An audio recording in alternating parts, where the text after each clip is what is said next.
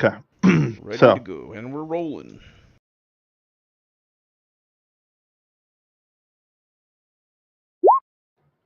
Hadric. Well, glad I got that out of the way. Is it Hadric or Hadric? Adric. Hadric. So you recall what you just went through. You ran out of the mines, heard commotion. You see fire off in the distance, and you first ran up to the temple. And you heard some voices coming from within the temple library. And you said, do you recall?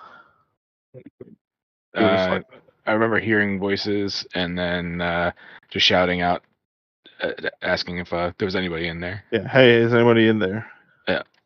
Gavin, you, if you recall, had an interesting experience in the library, and then you heard Hadric calling that.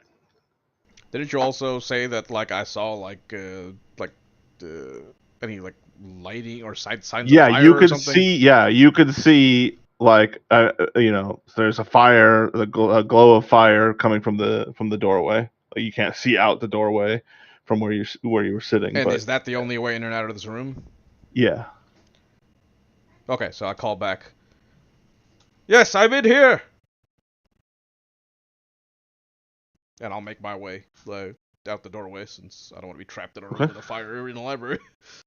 Yep. And so you hear your good friend Gavin's voice, Hadric, and you hear some shuffling, and as you're just like looking around to see if there's anybody else around, there's nobody there. And Gavin, you see Hadric. Uh, he looks a little shaken, a little bit disheveled, but behind him you could clearly see the lights from a roaring fire in Tharloop down on the other side of the island. What the blazes is going on? I was kind of hoping you'd have an answer for me too. There's a huge fire everywhere. Well, let's go help. Are you good to move? Are you good to go? I just like give myself a quick pat down, make sure I didn't leave anything behind. I was like, yep, I think so. Let's go. Like, just a quick thing. From when we left off on the last time, Dave, like I remember like looking into the library and seeing fire. Yep. And that's where I was under the impression his voice was coming from. That's all correct. Okay. But, so like, as you like walked into the room and like he was walking out, he doesn't seem like he was in a room that was on fire, but you definitely did see what you remember. Okay, so he was able to walk out. It's not like there was a fire between us. Correct. As far as you could tell, like you ran up, you saw that the inside of the library looked like it was on fire. There was like billowing flames, and at one point, after you said, "Hey, is anybody in there?" The flames kind of like billowed in, but never came back out. Okay. And so when he walked out of the room, like you could swear it was just on fire like a few seconds ago, but he doesn't seem like he was on fire. Okay. I'll kind of make a mental note of that for myself. But considering I don't see that like anymore, like then I'm we have more pressing matters with the fire broken out everywhere else. So I go with his cue and Okay. we head out. I think along the way too, like kind of shouting out and seeing if there is anybody else in like along the way, see if there's anybody who's like in need of like any sort of aid. Like I don't want to leave anybody behind, during all this.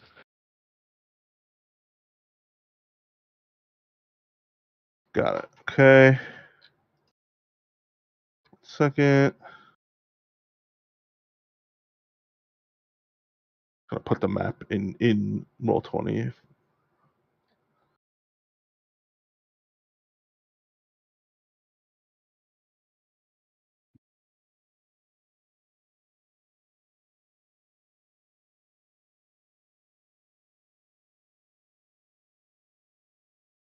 So if I hit show to players, now that's up on your screen. Is that how it works? Yep. It's in a And then we window. should see it in our journal also if we need Yeah. to take a but look. it's so. Oh yeah. Okay, and then you can click it to zoom. Oh, perfect. Okay. Mhm. So you guys are coming out of. If you're looking at the map, Kazruk Thrad. It's like, maybe only like at a hurried pace, it's probably like maybe an hour to get to Farloop. And that's like the town proper. Yeah, correct. So I was gonna say, yeah, it would take you about a half hour at a hurried pace. It takes you about a half hour to get down the half of the mountainside, and then an hour through the jungle. And there's a path the whole way from where you are to the town, so it's not like you have to cut through rough terrain or anything like that. There's a road. So Gavin and Hadric start making their way down the mountain path as it's just turned to evening. Far off to the west in the salty sea air, there's this just like impenetrable gloom, and just barely you just barely make out this like red half circle of the setting Eye of Nashib, the big red planet that is setting in the west. The moon is coming up from the east. And we pan out, and again, as you all had this kind of intro, and you just hear the caw of this big seabird, this albatross, as he's swooping around the island at night, and you could see the orange glow reflected in his eye as he looks down, and you could see that small fires are breaking out all over the jungle, and the town of Farloop, where you've spent most of your lives, is ablaze. How big is this bird? It's like an albatross, so it's like the biggest real life bird. It's not like a rock. Okay. It's like probably Okay. it probably has like a 10-foot wingspan. It's a big. It's a big bird, but it's not like I was imagining. Rock Yeah, it's size. not a rock. Yeah. Is it a roll? Yes. So you guys are hurrying down, and we kind of sweep back in over the jungles. We see all these little small fires breaking out everywhere. And we see Lang breathing heavily, her fist clenched, and it's just like little something turning to ash and just like puffing up in smoke. As she looks she's at the edge of the forest at the base of the Duran Crag. She looks up the mountain, and she looks back down the path back towards Farloop. She decides she takes off in a sprint towards the city. And just as she does, we pan back up the mountain, and Gavin and Hadric come barreling around a corner in the winding mountain path that was blocked by a big boulder, just missing her, but still running at full speed. And you guys descend the mountain, and you hit the road at full speed, running along the river from the volcanic spring.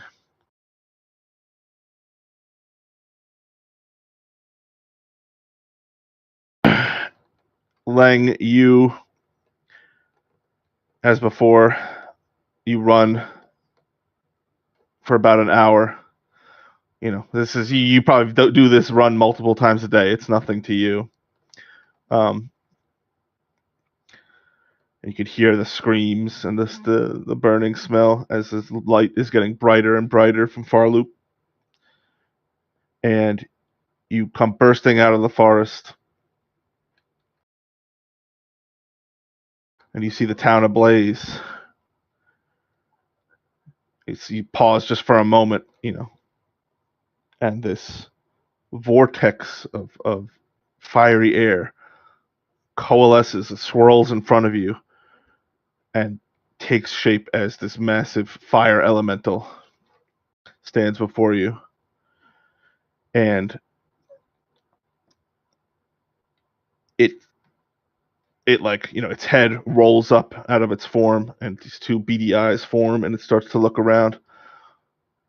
It's looking over your shoulder back down the path, and it like quivers for a moment, like when like a candle flame like almost goes out.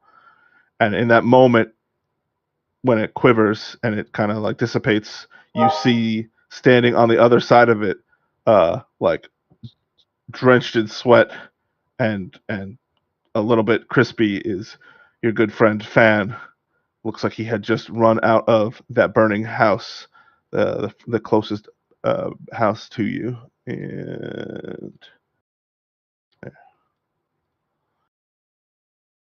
and that'll be initiative.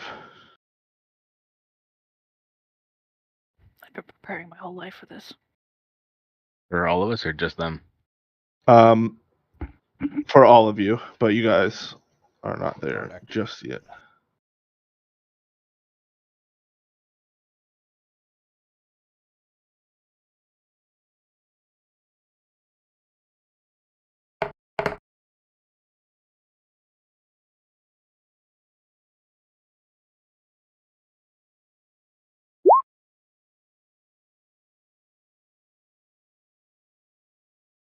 Oh, mine didn't go over. Is my add-on fucked up?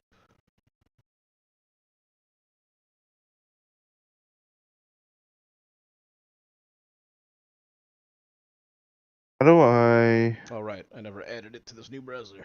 What was it called? The add-on extension? Beyond 20. Beyond 20? How do I get the initiative for this thing? It's on the left-hand side to toggle it on or off. Yeah, no, I have the turn order, but how do I Okay. set the initiative for? Oh, it did. Oh, it took the roll. Yeah. Cool. If you want to change it, you can change it on the left. Just click where the number is, and Oh, I then see. and then you can sort it with the tool above.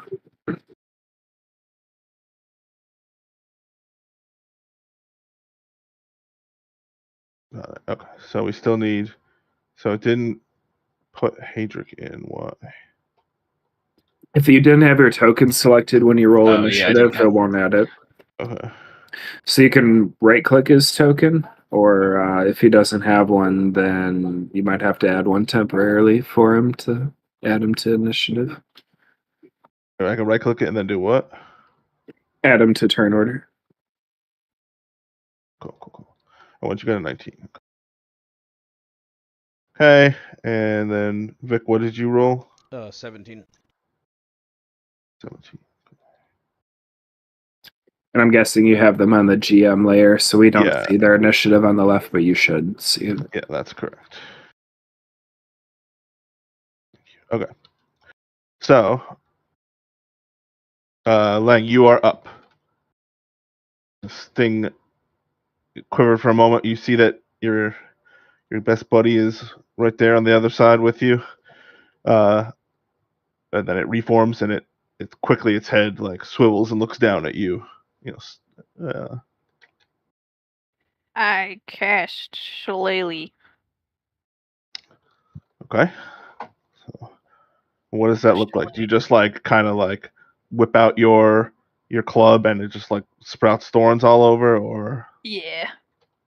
Okay. Like a beautiful, painful rose bush. All right. And then I'm gonna run up to that bitch, cause that's a bonus action. okay. But I'm gonna swing, and I don't know what's gonna happen with the damage because it doesn't do that. It just acts as force damage, right? Yeah. So just roll your regular damage from your weapon, but because it's force damage, it's gonna let you hurt this thing more than you could otherwise. So that was to hit, right? Yeah. Okay, so you hit.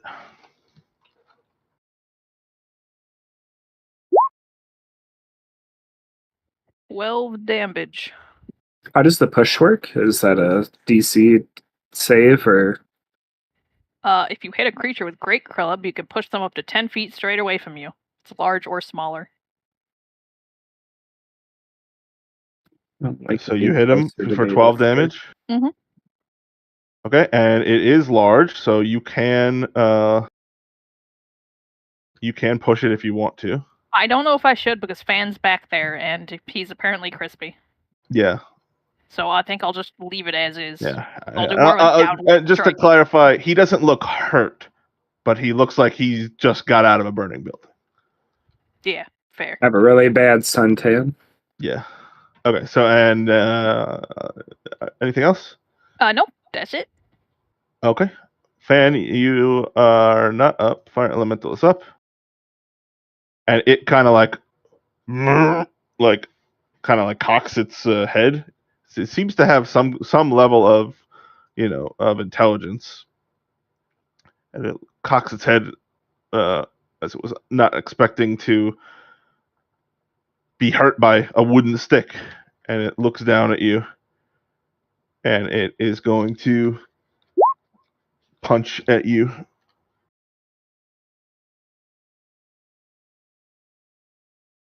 Ignore that.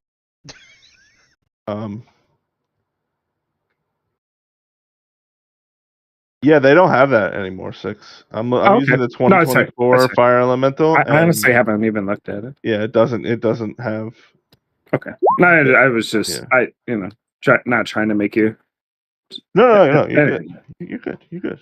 No worries. All right, so it is going to swing at you with its fiery fist as it just like this gout of fire just like erupts from its shoulder towards you. Engulf you. Ooh. And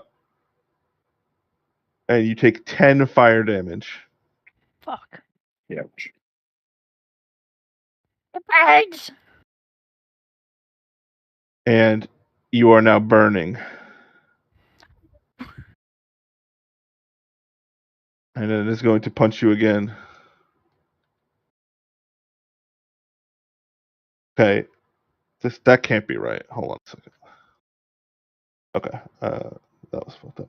Okay. What's your armor class? 14. And you are able to duck under the second gout of flame. So you're instinctively like dropping to the ground because you're on fire, and you are able to dodge. I'm surprised burning isn't a condition I could just like put on. Yeah, I mean it is in D&D Beyond. Not really. But, Normally. I'm like looking for it. I don't see it. No, it's not a condition. It's not a condition. Oh, it's a hazard. Well, how do I apply I don't know. that? Like, all I know is when I mouse over burning in D&D Beyond, it like looks like a condition and tells me what the rules are for it. Oh.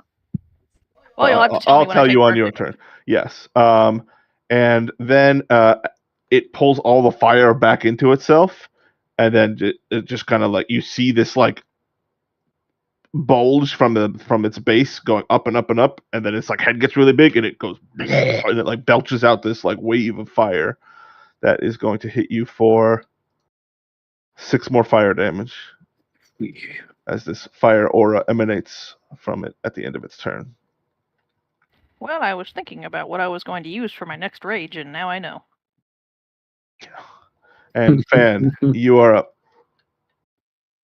Okay. I'm going to use Vicious Mockery. And it's got to what do I do here? It's got to make a wisdom saving throw. Okay. DC 14. And it fails. What are you saying to talk shit to this fire elemental? I'm gonna say, cool down there, hothead. And as I do, he's gonna take 2 psychic damage, and then his next attack roll has disadvantage. Okay. And as you say that, and you and Lang, you both see this, his head turns around 180 degrees, like, huh? And like then his whole body slowly turns, and he starts swelling up like he's gonna charge towards you on his next turn. Okay. Anything else? I'm gonna sharp bardic inspiration. I'm gonna run, and I'm gonna give it to To Lang? you, Lang. I go back here. Okay. Actually, I'll go 5 more feet. Trying to still be within 60 feet of.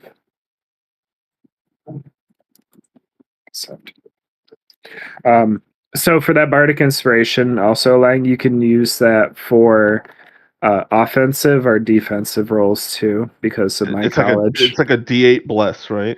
It's a D6 right now. Yeah, and you can use it on an attack roll or a saving throw after you roll, but before you see the result, right? Yes. Let's see if I can make it in chat here. Yeah, you can add it to your AC. Oh, that's cool. Oh, or but with the you reaction. Yep, with the reaction, and then you can also use it to add to your Oh, I see. Okay. Added to attacks damage. Yeah, so it's not just it's not bless. It's its own thing. It's different. Yeah, it's a little better. Yeah. Yeah. Okay. Cool. All right. Hell yeah. All right. Done. You also can use it for ability checks too, but you can use that in addition. And that's the end of my turn. Okay. Hadric, you are up. As you could see the town up ahead and hear the screams, and you just heard somebody shout something, and you burst through the tree line. You're a little bit ahead of Gavin. And do you see you on the table now? I do. Okay. You are there, and you see this Okay, cool. creature of hellfire that feels very wrong to you. It's not, again, you've spent your whole life pretty much here, and especially most of it in the temple. You've seen the forge singers call forth, fire sprites and fire spirits and forge beings. But this is not that. This does not feel like the fire of Durandal. Hmm. And even from here, you feel uncomfortably hot around this thing. Mm-hmm. Okay.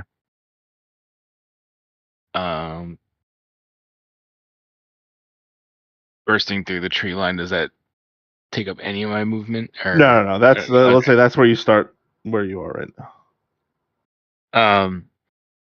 And I. So yeah, you can see Lang is like standing right before it, and you see Fan running away, and the fire elemental looks like it's getting ready to chase after Fan. And one quick point of order, I didn't want to interrupt earlier. When we first started tonight, my character sheet still had everything reflecting the session 0. I hit long rest for you. Okay, I just wanted to make sure that wasn't a mistake. Yeah. Okay. All right. Cool. Yeah. So I see this abnormal looking fire elemental. I see Lang. And getting a idea of what's happening here. I'm gonna just burst into action and 40-foot speed. If I'm not mistaken, 5, 10. Oh, I got a 41.2.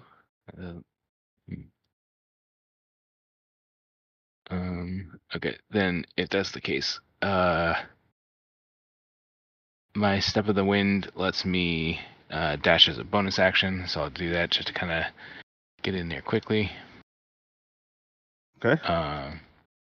And like a quick burst of wind behind me, and I come full force with a like a straight punch to this fire elemental, and it's going to be a single attack then. It's 22 to hit. Ooh, nice. Right off the cuff with a 9. And you don't have anything. You just do regular damage, right? Just regular damage. Yeah, just blunt right now, or bludgeoning. Okay. And just double check really quick one more thing. I use my bonus to dash, and then the single attack. So yeah, that's all I can do to Okay. start this. Yeah. Okay. And you notice, so you charge in there, and like a bellows from the furnace, like this hot wind, like at your back. You pounce on this thing, and you go to like you're just like punching out like a part of its midsection, kind of. Mhm. And you as you do, like the force of your blow just kind of like makes it ripple back into itself a little bit. And you don't take any damage from this, but you are burned. Like this is like this is you've never been burned like this before. The only other time you've ever felt anything like this was in your session 0, and you get a flash of that, like of yourself like turning black and then just disintegrating to ash as you're right up against this thing. You feel that same, you have that same kind of premonition vision. Okay. And it definitely, it immediately, like it was hulking up, bulking up its upper part of its body and getting ready to charge down Fan. And as you punched at it, dissipated its form a bit, it immediately just like and fully turns towards you, and it's like looming over you, and it's just like ready to consume you. And its eyes are burning bright, like a bright white, as it's glaring down at you. And you're done, right? Yeah, so I guess then seeing that like basically turn and eye me down, then I'm just gonna just kind of lean over to Lang real quick, just saying, like, Lang, are you good? Are you whole? Nope, dying. Definitely running away soon. No, that'll just be it. Yeah, sorry. Okay. I can't feel my spleen. Okay, Gavin, you are up. And again, you all do. There is, and just in case anybody didn't see it, there is, the river is right there.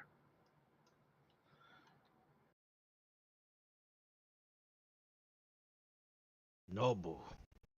But yeah, Gavin, it is your turn.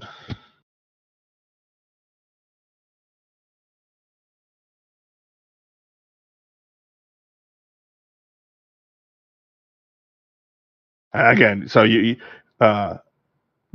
felt this like hot wind at your back that just seemed to like propel Hadric forward. And you didn't, you've seen him do stuff like that. He's been training for the past 15 years in the monastery. It doesn't surprise you that he is going to be able to beat you in a dead sprint like this. But you come to the edge of the tree line, and you can see the same scene. You see that the whole town is on fire. You can definitely see from where you are that there are fires like this raging all over the town, and like it's hard to see from this distance with everything, but like it looks to you like there's probably other fire elementals rampaging through the town. So it might just be like a big, a big flame, like a bonfire somewhere that's like on a barrel that's falling over. You can't really see from here, but it looks like that probably. Mm-hmm. Okay, well, seeing my two friends already engaged in a battle. I mean, this thing's clearly not a fire, right? It is some kind of creature. Oh no, no, this so, one is definitely a fire elemental. Yeah, so, there's no question. Yeah. So I'm just not even thinking. I'm just diving in to help fight this thing back, whatever the fuck this is. I assume we've never seen anything in person like this before. Correct. Like I was saying too, and you would know this less, but like you spent a lot of time at the temple too, so you've seen again the forge singers, the priests there, like summon spirits of the forge and little fire, sprites and stuff like that. But it never looked like this. This does not look like the power of Durandal birthed these flames. And I would say you in particular, out of anybody, you have an academic understanding of what elementals are. I would say anything that Vic knows in real life about elementals in general fantasy rules, like Gavin knows that. Oh shit.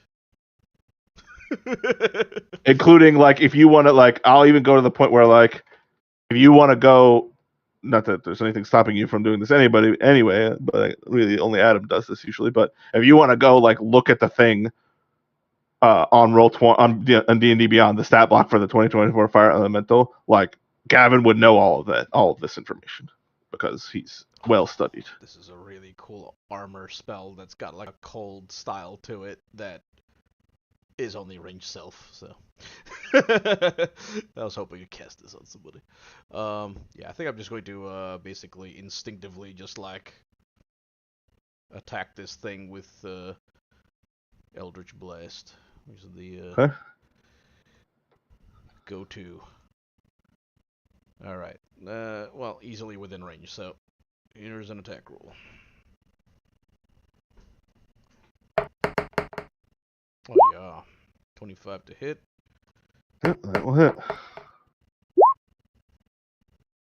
Max damage, 14 damage, force. And what does Gavin's Eldritch Blast look like? Alright, so basically, this is force damage. So, basically, what happened was like, you know, I see my friends spring into action ahead of me. I see Lang is already in combat and looking kind of, you know, beat to shit, and I just like kind of like maybe like even without thinking, really, I just like raised up my hand and I'm like back, and like what happens is it like kind of like just like a,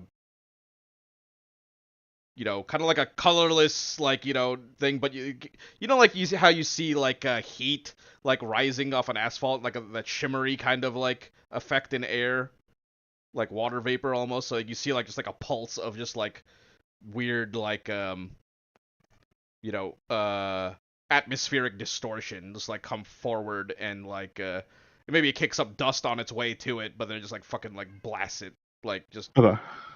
A with, sonic like, boom almost? Yeah, basically, yeah.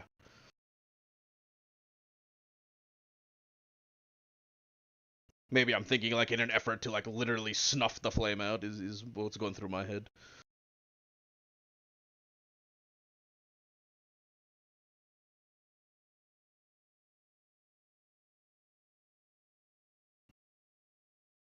Toby? He's crying.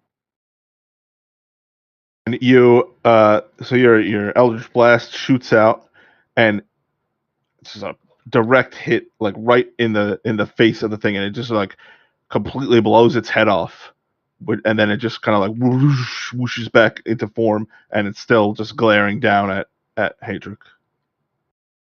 Okay, it's the end of my turn, but I'm calling. I'm like, how do I stop this thing? What is this?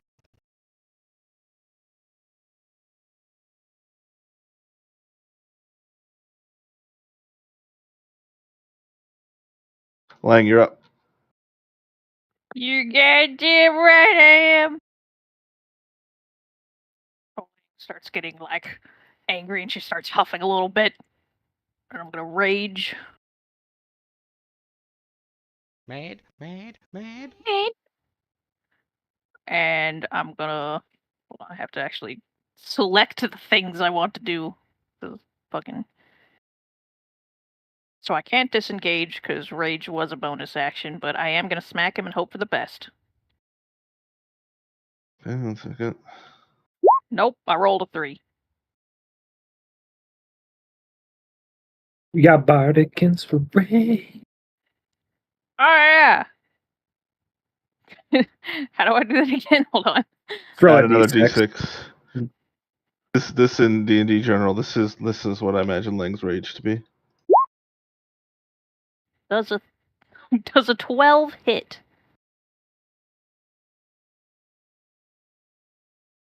A 12 does not hit. Are we sure it's a 12?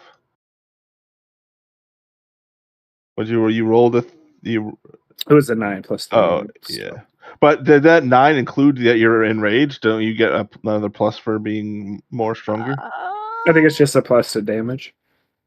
I mean, I have It's just 2 damage. Yeah, I have a plus 6 to my hit, but I still. Do you have reckless attack? You could reckless attack for advantage. I don't think I do. I'm pretty sure you do. I thought all barbarians got it. Check I have. features. Yeah, Ghost Hunt you do have thing. it. Yeah, you have Where? reckless attack. It's a feature. There it is. Okay, so should I just roll again with advantage then? Yeah, If you want to. yeah, you'll get disadvantage against you, but it doesn't look like it's even looking at you right now. It looks very Advantage focused on against you, Hadric. yeah. Yeah, it'll get advantage against you, and you'll get advantage against it. Well, You roll a 1. yeah. I guess I'll just Incredible. miss with my 12. The dice So I just start know. swinging wildly, but even though I'm angry, I just miss every time. And it is so focused, and it's flaring up, and like your club just kind of like wisps right through it, and it doesn't even see. Doesn't Oh even shit! care. I was wrong. When I activate my rage, I can disengage and dash as part of the bonus action. All right. Excuse me for It's a pretty moment. I'm just gonna. 5, 10, 15, 20. Excuse me as I do. I'm We're 40. way over here. I'm gonna take a little break up here. Start throwing hand axes at it. Won't do anything, but fucking, I don't know. Alright, that's my turn. I'm heavily battered. I see my friends got here. I angrily swung at nothing. And I'm like, alright, you guys handle that. I'm gonna. Just need a second.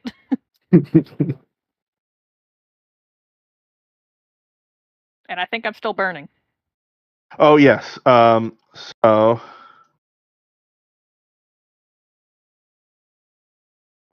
At the end of your turn. Oh no, sorry. So you take. At the start of your turn, you would have taken 4 fire damage. Wait, So can I that could change my explain. move to dunk myself in the river? You can definitely do that. You don't even have to. You could just like dive onto the ground as part of your move, and make yourself prone. But if you want to do it in the river, that's fine too. Now That makes sense. make myself prone. But you can still like run off to the side and dive. Yeah. So you are prone at the start of your next turn, but yeah. Oh yeah. So just so you know, completely, if you went in the water, actually, you wouldn't have to go prone. So Okay, so I'm just gonna change so that I like go into the water Okay. next to Gavin. okay, so you I jump don't know into how the deep water. I need to go. You only need to go like we're gonna just say it's 1 square of difficult terrain that you're up like waist deep and you're able to just like put out the fire. Whoosh. Okay, and you done? Yep. Okay. So Blank was basically like on fire, swings wildly, does nothing, and it's like oh shit, and it just dives into the lake or into the river. I'm covered in fucking 3rd-degree burns. And the fire elemental is up. And it is going to swing at you. Again, it kind of like pulls in its left arm and like it's just like a nub and it turns it towards you and then it like erupts like a volcano.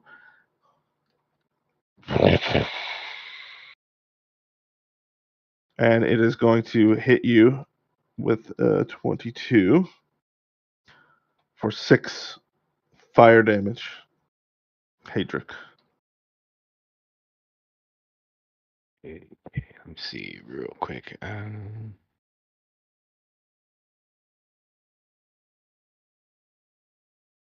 you can see it is preparing to attack you with its other fiery appendage. Okay, can I with its I want to use my deflect attack because it works a little differently now. I would like to use that. Do you want me to resolve this first attack first, or you want me to wait until you It's grabbing you with both hands at once. So let's do the second one, and then you can pick which one to deflect. That's fine. Okay. So the second arm comes out with a wide like arc of fire, and you are able to duck under that. Yeah. So you just a one hit. So just the one hit. Oh wait, no, I can't deflect. Well, actually, is that considered a fire attack, or is that like a bludgeoning, piercing, or slashing attack? It's definitely fire damage. It's not. Yeah. Okay. Okay. So then never mind. I can't deflect that. It has to be a physical attack. And again, now that this is touching you, this is you've never been burned like this in your life, and it's wrapped around you, and it's like pulling itself towards you as it moves on top of you.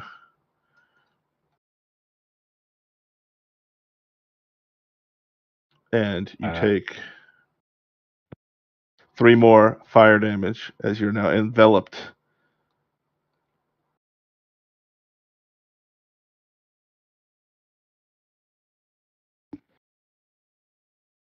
Okay.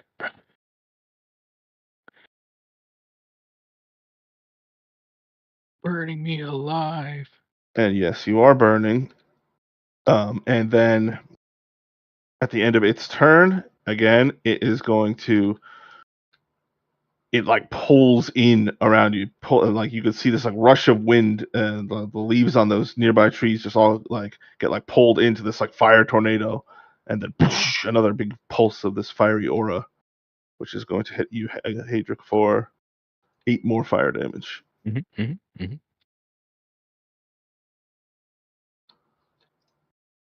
Okay. Okay. Yep. Fan, you are up. It is that fire seems to be like almost like magnetically attracted to Hadric, and that thing is not chasing you anymore. Looking through the flames, how bad does Hadric look? You're like bloodied. He is. Or You burnt could to a swear crisp. that his skin is turning black. He is like, if he's in there for like 10 more seconds, you're sure he'll die. I'm gonna cast a 2nd level healing word on you. Again, you get back 16 health. So I Nice. just pull out my loot and And do they buff healing? yeah, they doubled the healing dice on it. That's crazy. It's normally 1d4, and then I went to 2, and then at 2nd level it's 4d4. Wow. Awesome. So my magical notes just kind of like ward off the flames for a moment and start to like unsinge your barbecued skin. That's a bonus action, and then I'm going to use my action to cast Vicious Mockery again. So it's got to make another wisdom save. And what's the DC? 14. He fails again. So how much damage? 2, and then he's got disadvantage on his next attack roll. Oh, you know what? I never even used that on. I forgot to do that on Chris. Okay, I'm gonna make both. Next turn, I'm gonna make both attack rolls with disadvantage. Okay. And what is your Vicious Mockery this time? I'm gonna say, well, you ain't the brightest torch in the dungeon. Wasn't a very good pun.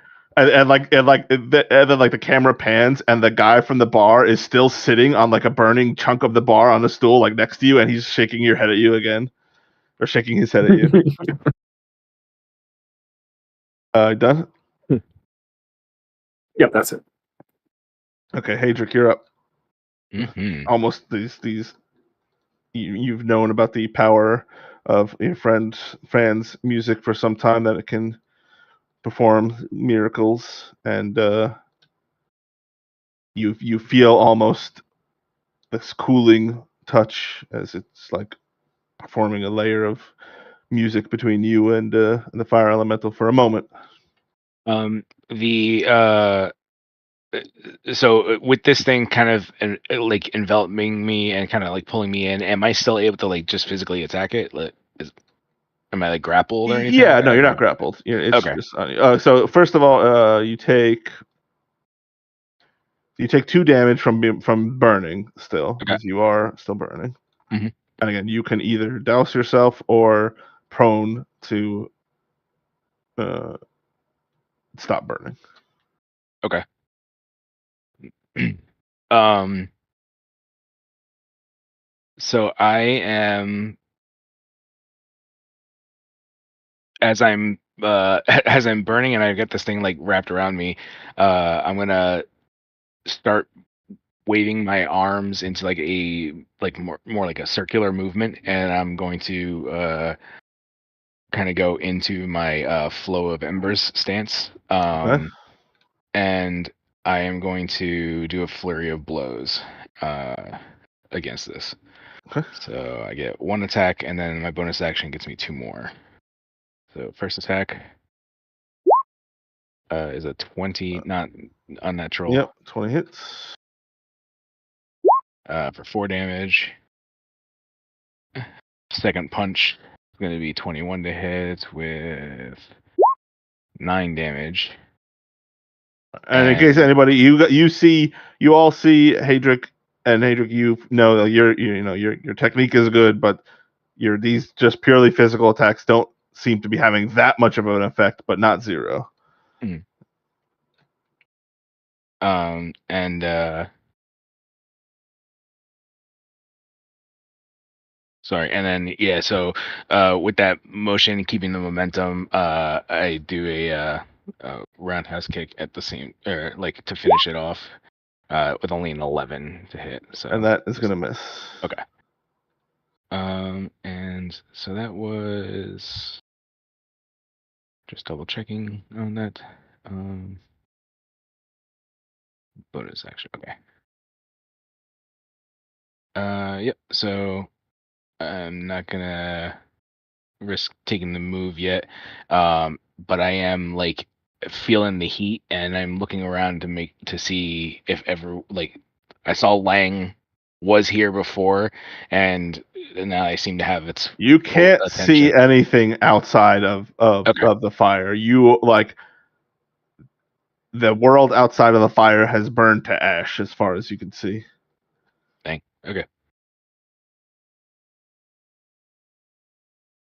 Well, are you gonna try to go prone to put out the fire, or I'm you're just gonna definitely stay, not. okay. I'm definitely not gonna go prone with it right here in front of Okay. me.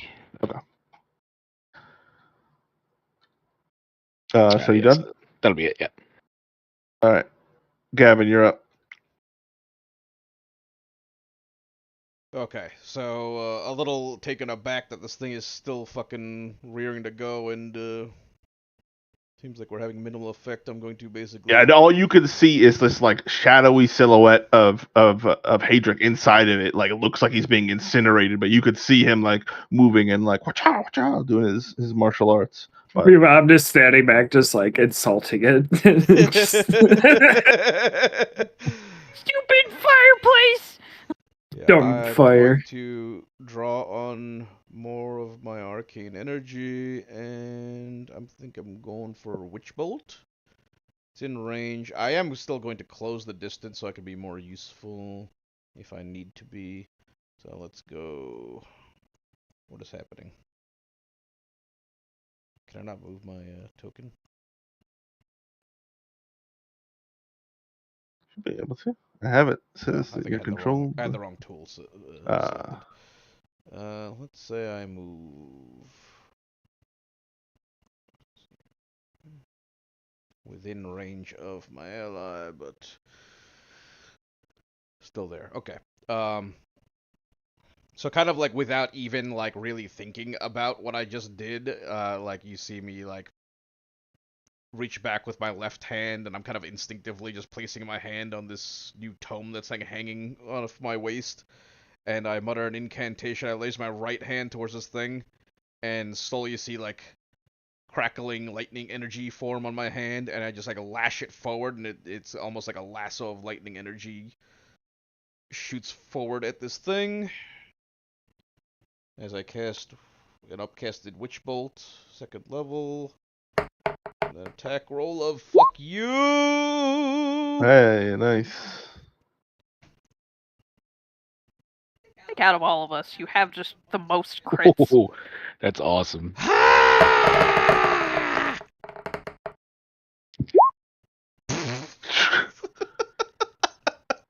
What the fuck? So, Okay, well- wait, so second level Witch Bolt does normally 3d12, so it does 6d12? Yep.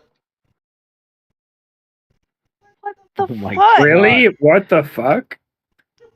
Oops. That's also like yeah, wait. Yeah. That's crazy. No, look, Yeah, I hold on. quadruple checked it because I was like, why is this number so high on this character sheet? I'm like, oh, warlocks are weird and they get like their slots are max level, right? That's their weird thing, and like Yeah, that's not pack spell. so Sorry. I'm like, why is this so Yeah. high?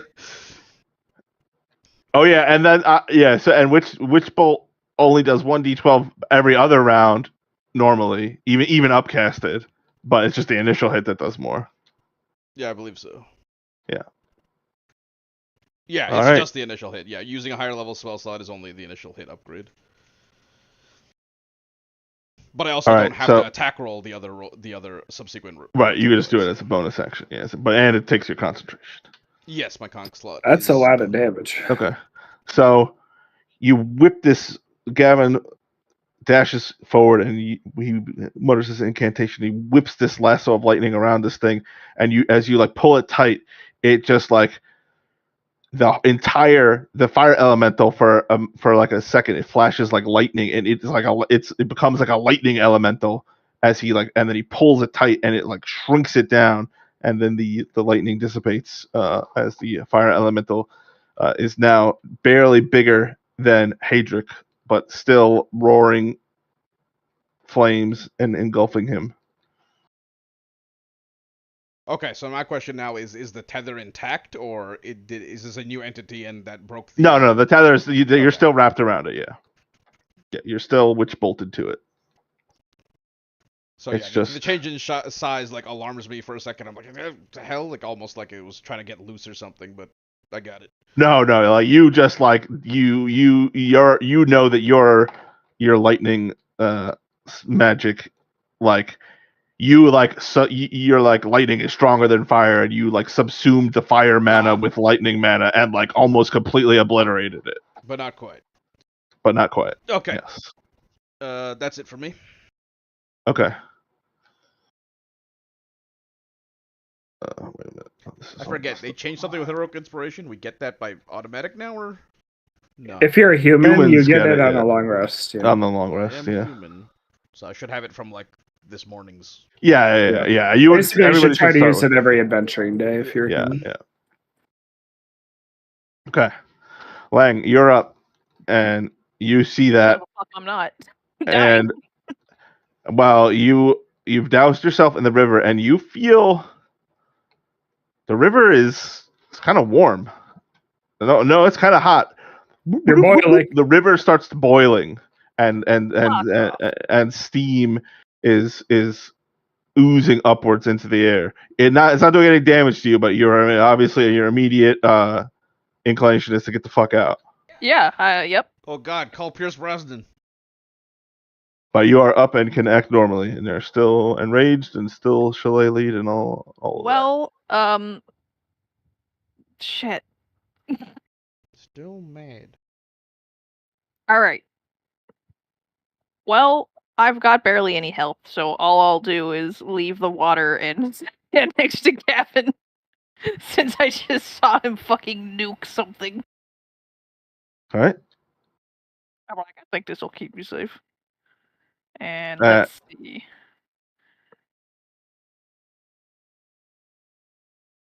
What does readying do again? That's just readying in action, right? Right. It's just you're saying like, if Gavin gives me the finger, then I'm gonna punch him in the face, and if he doesn't give you the finger, you don't get to punch him in the face. But if he does, you immediately get to take that action. Costs you a Okay, can reaction I just- to trigger it. Yeah. Can I just take the dodge action and then sit here? Yeah. Okay. Never a bad Nice. idea. Yeah, I mean, as far as you could tell, Hadric's still alive in there, and you just saw this massive lightning mana surge drain this fire elemental of most of its being, and he still has it wrapped around it. So it's just a matter of a few seconds before this thing is down, as far as you could tell, Length. So I think that's completely reasonable. Yeah, I look at them. I'm like, I trust him. And all of you now notice too, like you hear the bubbling and boiling as there's another scream off in the distance, and the crackling, and something, a beam falls down somewhere. And you see that there's just like these clouds of steam rising from the river, and a huge one coming up above the lake. As the We water gotta fight a is boiling. steam elemental. No. Watch how hot. Oh, no. Okay. And the fire elemental is up, and it Bring it on.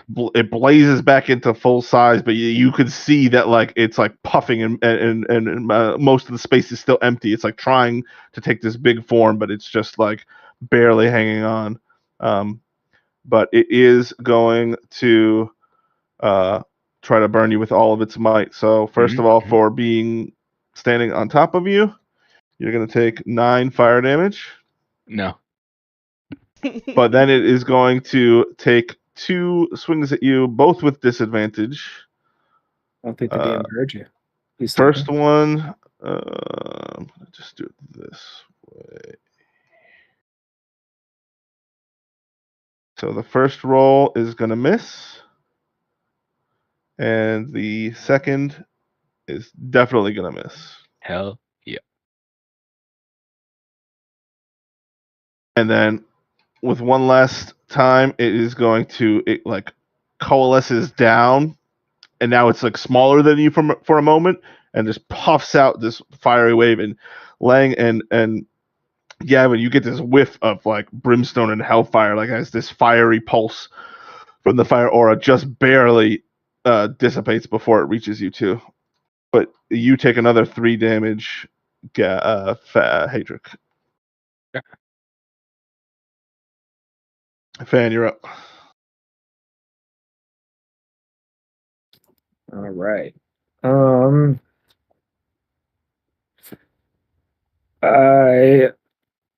don't want this thing to be alive anymore.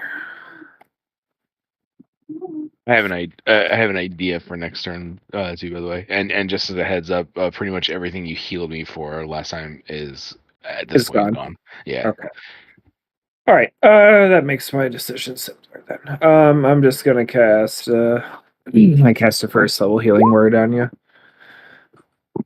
for 11, and then I'm gonna give him old reliable with another vicious mockery. All right, and what are you saying to mock it? The guy on the burning bar stool sitting next to you says, "Come on, make it a good one."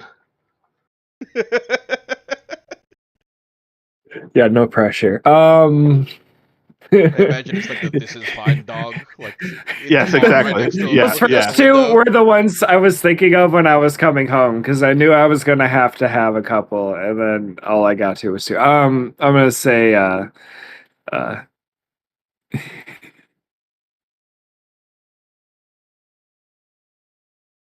damn it, I got nothing.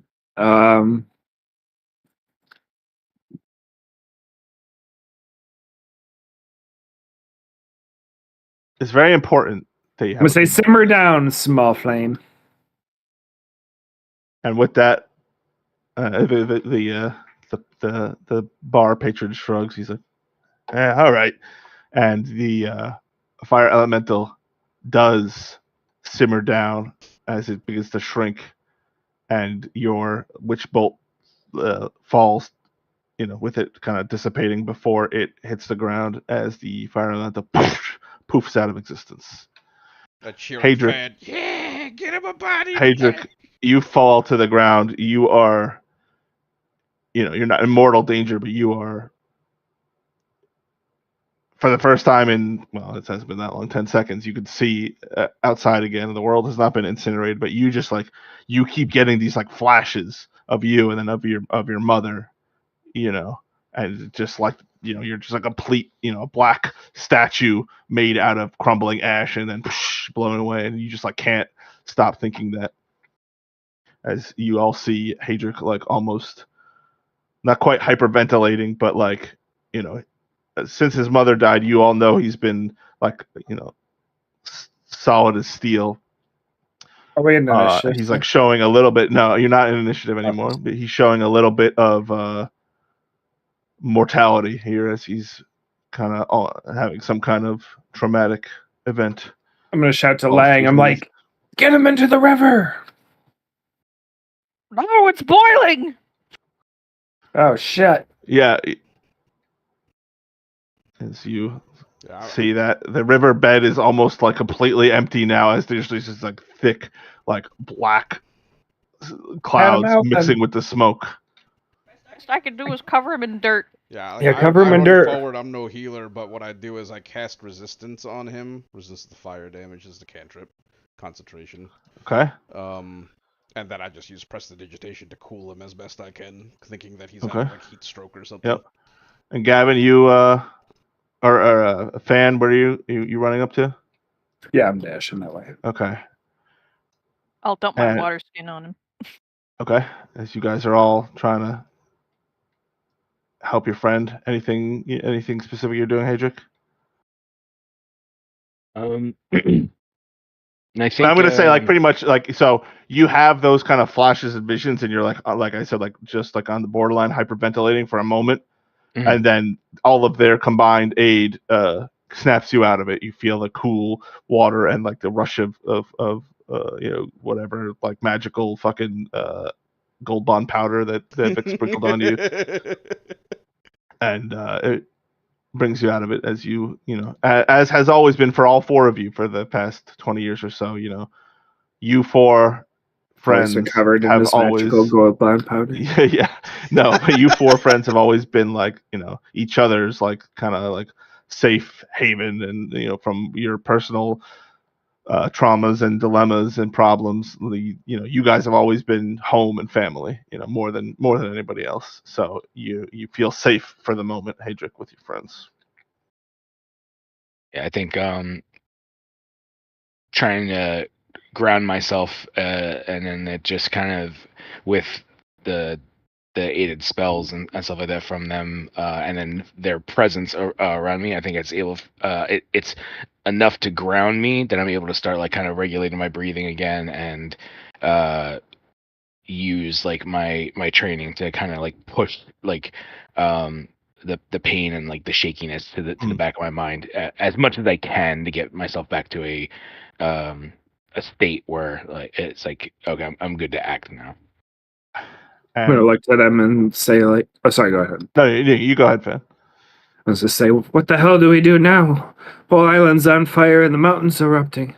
A big crash of lightning from this storm cloud that's brewing above, mixed with this steam and smoke from the fires, illuminates the whole town of Farloop brighter than daylight, and the fires begin to rage stronger and stronger, and winds begin to whip up and sparks in the air, and the air starts swirling, and the wind picks up. It's like almost hurricane force winds, and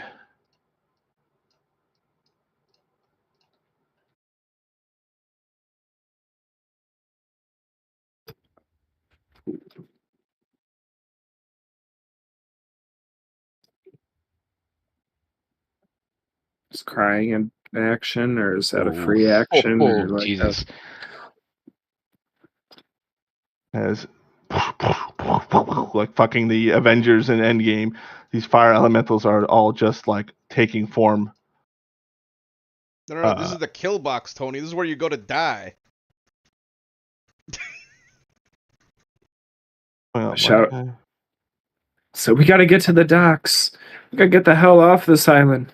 No, you are right now.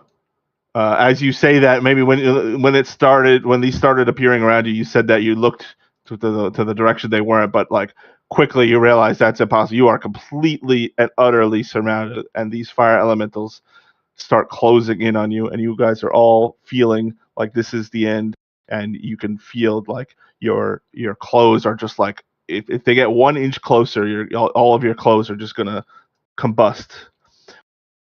About then, I remember the Probably wondering how I got here. the keyword surprise. And you all smell this strange, this other kind of this brimstone smell. Gavin, you smelled this for the first time not that long ago. You recognize that this is coming from your pack as I assume you pull out the tome. No, that was hanging by my waist. Oh, okay. So yeah, so like you all could tell, like so it's coming. There, you all could see like this glow coming from Gavin's tome as it starts to like leak out this like brimstone odor. So I like glance down towards it, and I like pluck the tome from my belt chain and look at it intently. Yeah. Examine it. What the fuck's going on? What is this? As the fire elementals are closing in, you guys are like less than a second away from certain death, and everything turns grayscale as time seems to come to a crawl, and the book flips open to the page that you had been writing back and forth on, Gavin, and you see the words start to appear in fiery script on the next page. And you guys all can't really perceive this, but like as players, you get to see what happens. So it's writing on the page. It's not a voice, so I'm not going to do a voice, but let's put it in here. I'll just put it in D&D general. No, I'll put it in the chat of Roll20. That's a better place for it. So this appears on the tome in slow motion as you're in this time stop kind of moment here.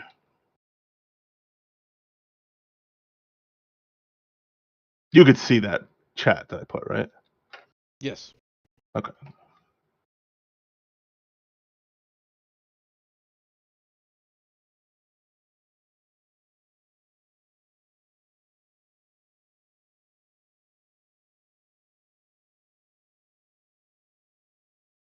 Whose voice do we hear Oh, this in? you don't know. These are words. Gavin pulls out a tome that you guys have never seen him have before, but it's not unusual for him to have a book. He's a book nerd. But he pulls out this tome that was like glowing and smoking, and you guys again, it's like time is like frozen, but like he's like somehow operating outside of it, and he opens the tome, and that text like appears like as if like in fiery script as it's like being burned into the pages, and then the next line.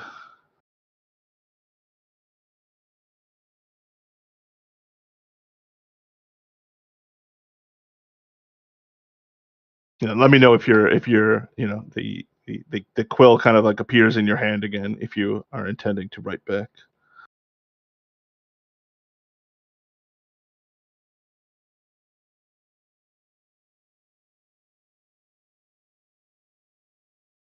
So yeah, like adrenaline high, time short, surrounded by certain death. I hastily just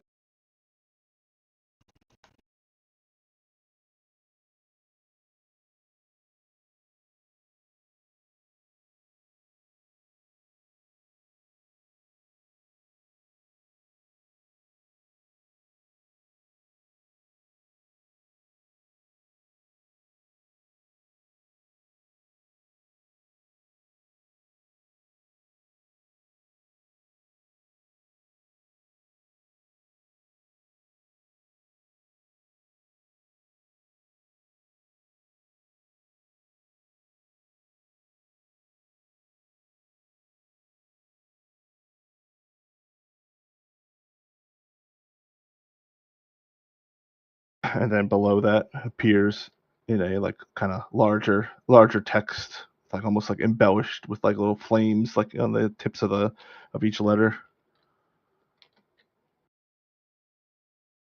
The name Aradal. And then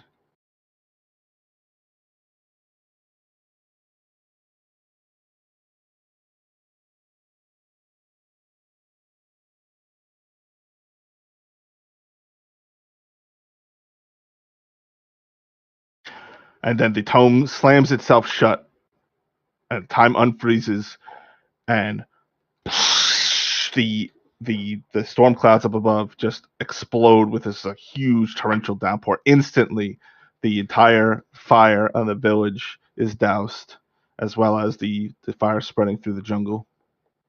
And just like is crouched and has his eyes covered, and then it's like I just like feel the drops of rain. I like slowly look between the slits of my fingers.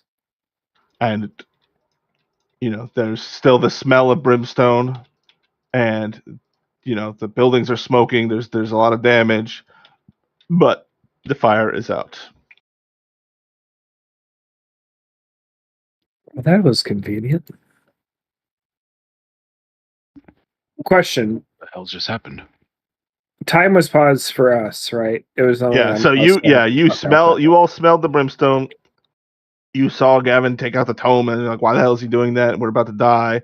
And then like you kind of like knew something was going on, but you couldn't really perceive it fully. Kind of like being stuck in like the time stop spill. Exactly, yeah. Like as players of the game watching the episode, like you get to see what happened, but like your characters didn't fully understand that. But and then like the next thing you know, like it unfroze and like it went from being like bright orange, like super well illuminated because everything was on fire, to like regular like dimly lit evening city lights, and it's pouring rain, and everything is just like like sizzling as the fires are immediately put out. Just gonna shout now. That is what stories are made out of. These are the things my father had always told me about big calamitous events. Lang just falls to her knees and she's like, "What the fuck happened?" And You're saying like there's like sizzling and stuff like that too, the rain and everything. So like the destruction clearly did happen, right? Like yeah, the destruction happened, okay. but like the fire instantly went out everywhere as soon as the time stop ended. Okay.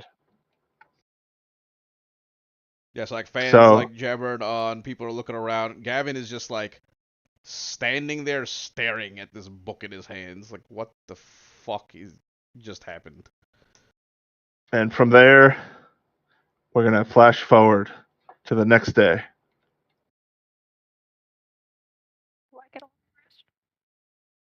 You do all get a long rest.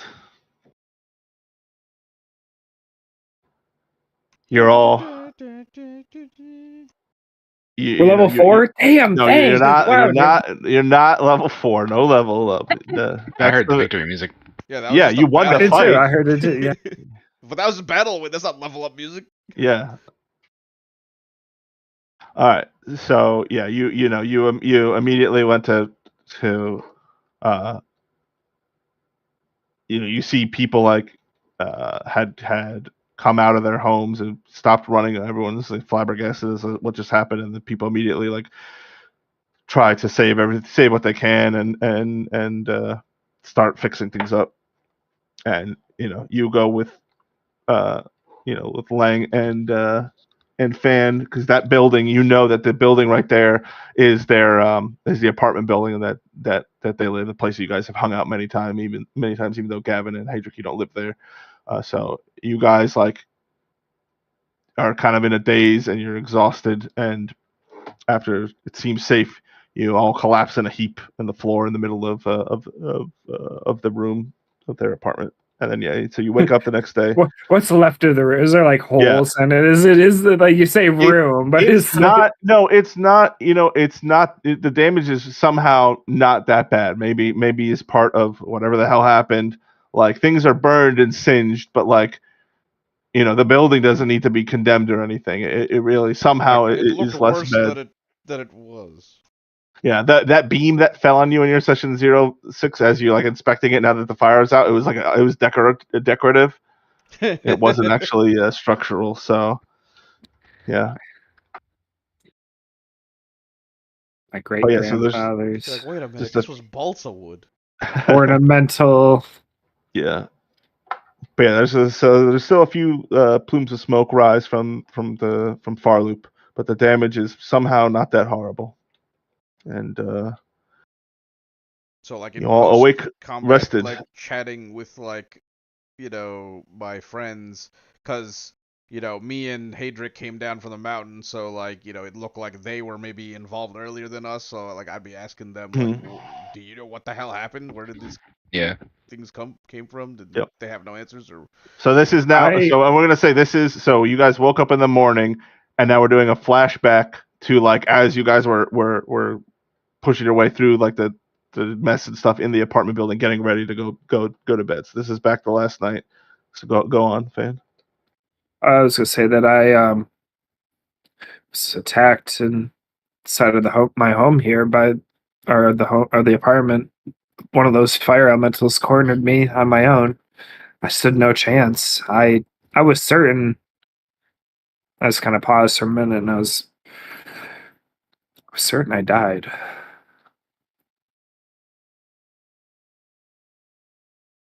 But it all went black, and I awoke, and the elemental was gone, and didn't have a scratch on me. This is very peculiar. I'm not sure if I got hit on the head by the falling beam. Oh yeah, you definitely did. And again, in case anybody forgot, yeah. So like the events that preceded this directly, for the three of you at least, not Hadric didn't know about this, was a big boom that shook the island that you've only ever felt once before. Oh right. Which was the day that Hadric's mother died, like 15 years ago. That was that kind of. So like that happened. That's when when that book appeared to you, Gavin. That's when the minor fire snake elemental thing and the forest fire started for you, Lang. And that's shortly after that is when the fire erupted in your room, Fan.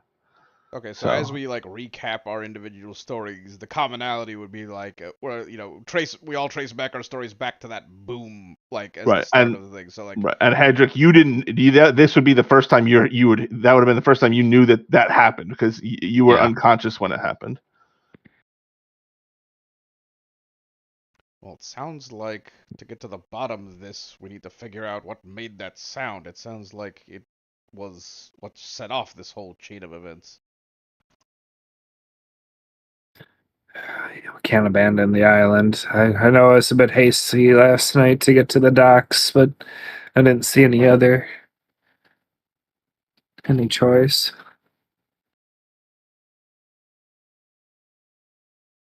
Sorry, what was that? What do you say again? Like when we were dying, I suggested, or about to die, we should head to the docks and get the hell off the island. But you're suggesting we should investigate the mountain? Well, I have no idea where that sound originated from. I suppose maybe we should ask around first, see if anybody knows where that sound originated from.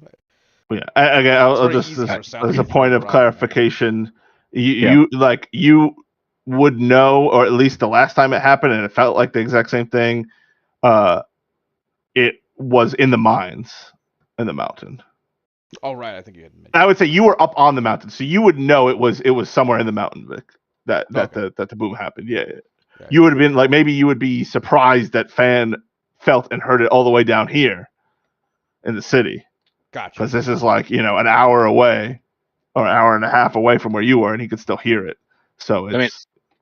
I hear them mentioning like the boom and the explosion and stuff like that, but since I don't recall it happening, since I was passed out during that time, I'll bring that out to them. Basically, be like, when did that boom happen? Because I do not remember this. So I'm not sure how to phrase that, Dave, but I'd try to approximate time of day. It was about you would say like 2 hours ago, which like or 2 or 3 hours ago, and you know that you haven't been awake that long, Hadric, because you woke up from being knocked out. Because I was in the mine, and I thought I knew or had a lead on something that happened to my mom all those years ago. And as I was on my way in, Baron stopped me. And you guys would know Varen is like another monk of the Hammered Path. Like he's like Hadrick's other best friend that's not part of your friend group. Kind of, you know that kind of relationships. Like he's like you guys know him casually, and sometimes he's like been involved in things you've done, but mostly he's not part of your friend group. He's like just Hadrick's friend. Mostly just his involvement in the monastery in general. Yeah. Right. Oh yeah. He's like he's a work friend, and these are your real friends. Right. And I just remember him trying to stop me, and oh my God, I feel sorry. I feel so bad. I'm looking through my texts and I didn't look at my phone, and I'm just like reading this saga of like Christina like desperately like trying to get my attention to help as like there was some kind of disaster where Leo pooped in the tub. Oh, And I'm no. just like reading through it like after the fact, and it's like okay, it's done. Anyway, sorry. Go ahead. That was the boom. I think 2 hours ago. Checks out. Go ahead. Yeah. So he tried to stop me, and I wasn't looking to fight him.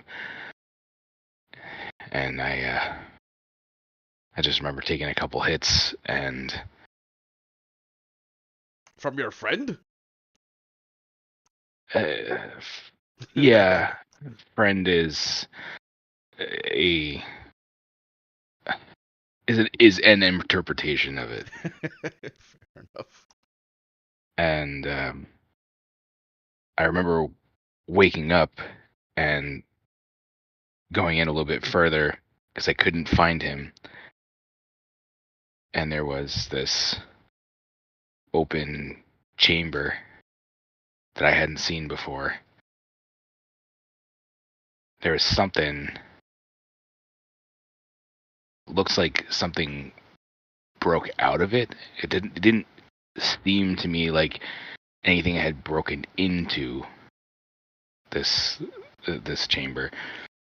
And I slapped Hedrick on the shoulder and I said, listen, I don't know why you would think any of this would be related to anything that we just experienced. that's You're fair. crazy.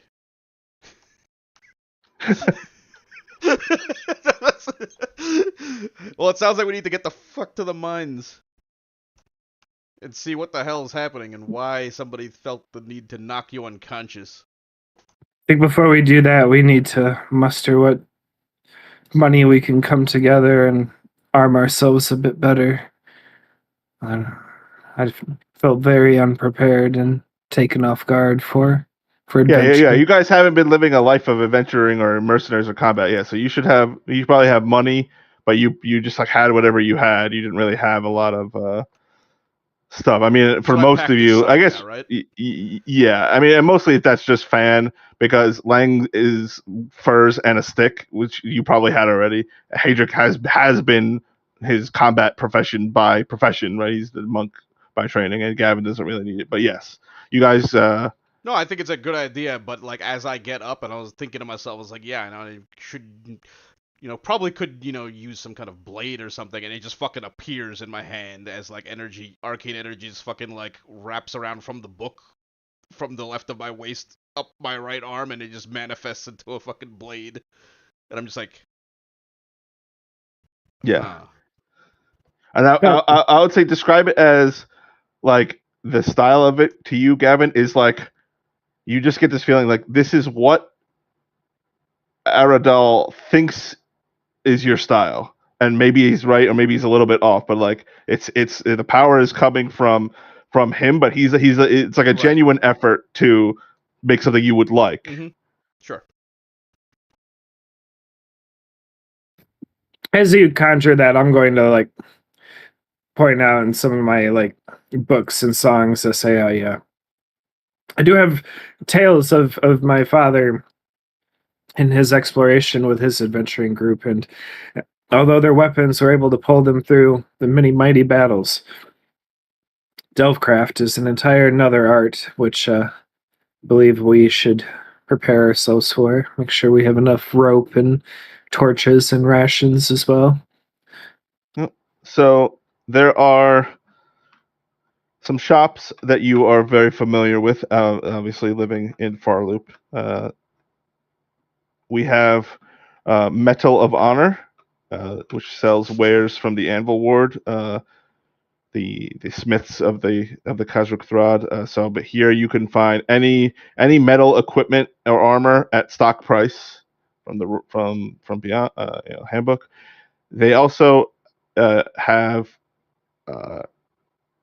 anointed weapons by the Forge Singers, and you know that some people come all the way from mainland Panthea to get these fine weapons there. So there are +1 versions of any of that equipment, 1,000 gold, and +2 versions of any of that equipment, 4,000 gold.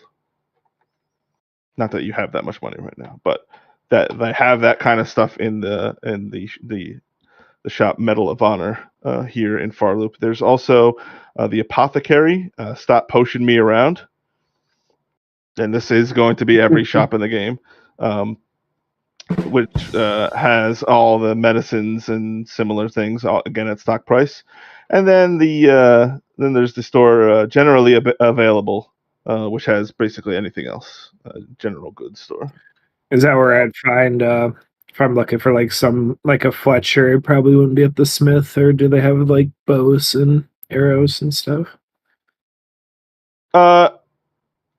They have bows and arrows at the Medal of Honor place. They have arrows because like they craft the arrow, the arrowheads, and they can have, they do have +1 and +2 arrowheads. Same thing. Maybe not those prices, but considered Copper General. Copper General. God damn. You should have been the bard. What am I doing?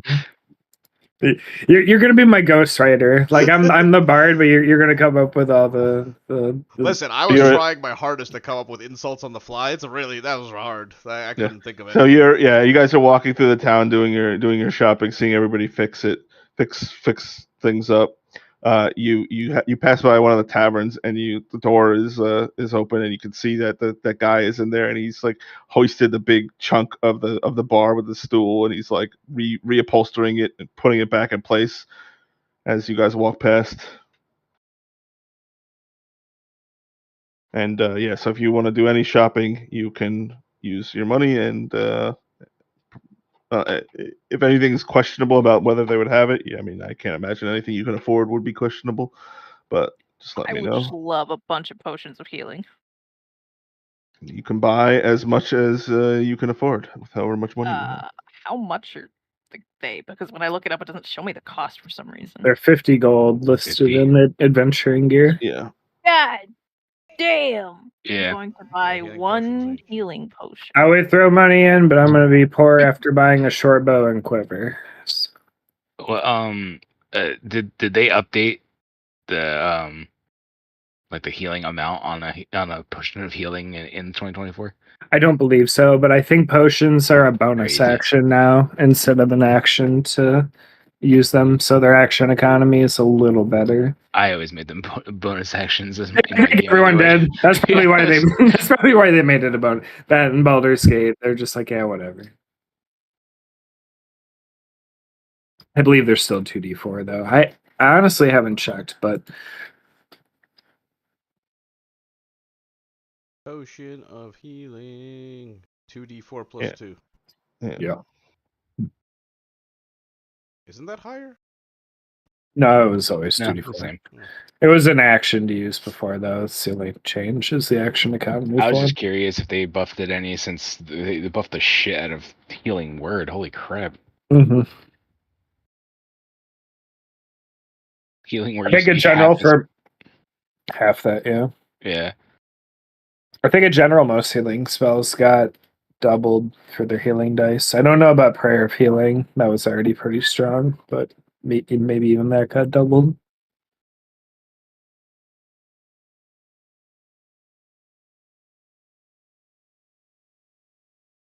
I feel like it was a good change for Healing Word. Like Healing Word was good, but it was only really good for picking up teammates if they're already kind of like dying. But I've also watched people like one of the few times I've watched someone straight up die in D&D was against a fire elemental, so I wasn't gonna risk it. Honestly, it was that I had a fear with this too, because my first session where people died, we accidentally stumbled on a ritual where they were summoning a fire elemental. It was in the Yeah, this is the apocalypse. you guys did good. I didn't pull any punches with the rules of it. So Yeah, I fucking those things got are it. rough. I was like super happy with that witch bolt, and then the fact that it survived it, I was like, ah. Oh yeah, Firebender would have healed you too if the witch bolt brought it to 3. So like in the I didn't have an option selected on my my character sheet, so I couldn't see the rules. That's why I kept looking, but I couldn't see the rules specifically for the being able to like infuse my attacks. But when I did find it, the turn that it died, I was planning on grabbing the energy that from the witch bolt, and then infusing my strikes with lightning, and then That would've been a good. vicious mockery took it down. Yeah. Wait, I so tried to it let you got have down the thunder, but my 4 damage, unfortunately. Yeah, so it was Yeah. down to was 3, the- and you killed it with 4. That's Yeah, pretty yeah. good. So everybody done in their shopping. Yep, I bought a short bow and a quiver. Okay. I didn't do shit. Well, if you're doing it, I'll do it, figure it and I out. trust you that you do it.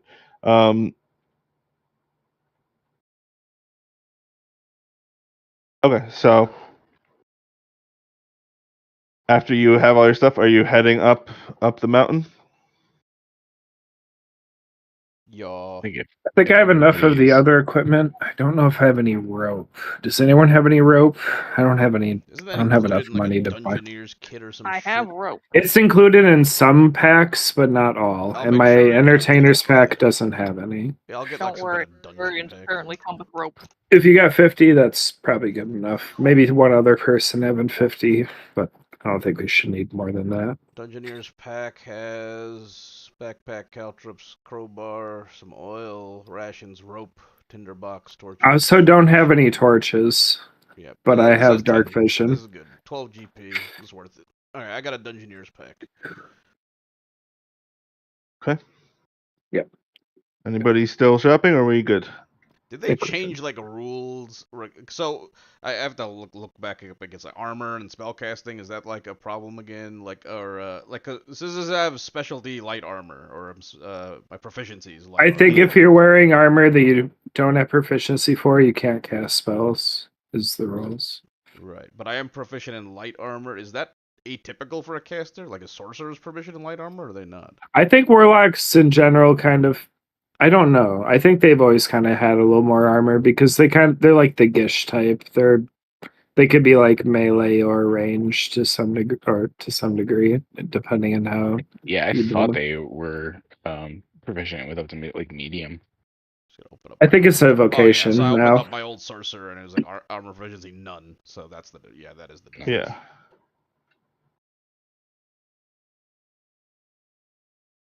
Okay. So you guys get a little bit outfitted, check in on friends and family. You you stop by your house, Gavin, and your parents just look at you like they just like don't have time for you right now. And they're just like, oh.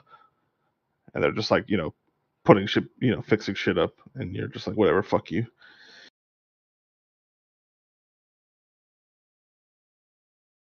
Oh yeah, fuck you. Yeah. And but and mostly you have good relationships with people around the town, and oh, I'm glad you're okay, blah, blah, blah, just like back and forth as you're shopping. You get all your stuff. A couple hours later,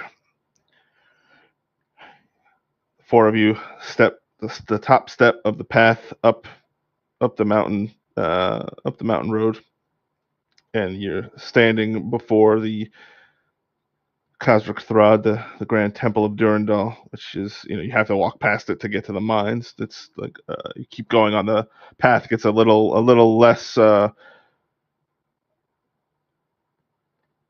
no, yeah, the path just continues on past the front entrance of the temple and goes like along around the rim of the mountain, like summit, and the entrance to the mine is over there. Again, over the years, most or all of you have helped Hadric once or twice, try to sneak in there because you know that he's been again trying to figure out what happened to his mother, and as he's told you, uh, the people, the members of the three paths of Durandal here at the temple, they know what happened to his mother, and they've never told him. And you guys have thought that was bullshit and have helped him try to figure it out, but have not been able to. Sorry, who knows what happened? Everybody in the people of the temple. People of the temple. Yeah, like the officials of the three orders of like the clerics, the smiths, and the monks, like know what happened, and like he told, and Hadric has told you, like his family, his father and sister, who have both since left the island, knew what happened, and they wouldn't tell him, and he was like, I don't know, he came to you when he was a kid, and he was like, I don't know what the hell, guys, this is bullshit, and you guys helped him through it emotionally and tried to help him figure it out, but you've never been able to. Fans like kind of like dragging along as you guys probably have to like stop and like catch him, like go, call for me as I'm just like writing down everything and drawing as in my book as I'm like trying to I'm just like, you guys, this is our first real adventure. You're in a tale. This is it. We're in a tale. Like everything before this point, like my father, he told his adventures. Those are just like stories. Nobody believed in him. Like this is it. We got our own now, a real one this time. And so the three of you. Yeah, so we see Gavin roll his eyes as he crests the top step, a few steps ahead of Fan, as you all get up in front of the temple, and you see out front, Rurik Stonebinder, an older dwarf that Gavin and especially Hadric have a close relationship with.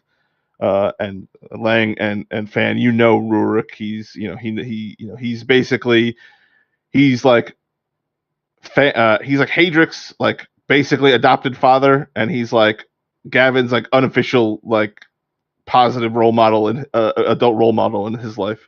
And he doesn't have that close of a relationship with you two, but you know him, and he looks up at you guys with a kind of like a solemn smile, like happy to see you, but like, yeah, that shit was fucked up kind of smile, and he says, "Ho there, lads and lass. Glad to see you in one piece." Rick, I'm not entirely sure we are. And you can see that he's like prepping a whole bunch of like building materials and tools and like binding it up in cloth, and it looks like he's getting ready to load stuff up into a wagon. You would imagine probably to go help with the repairs. I'm glad to see you're whole, old man. I didn't have a chance to really come back to the temple last night, but how is everything here?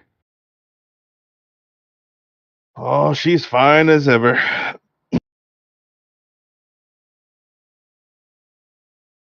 Just trying to get this stuff ready to bring it down to the loop.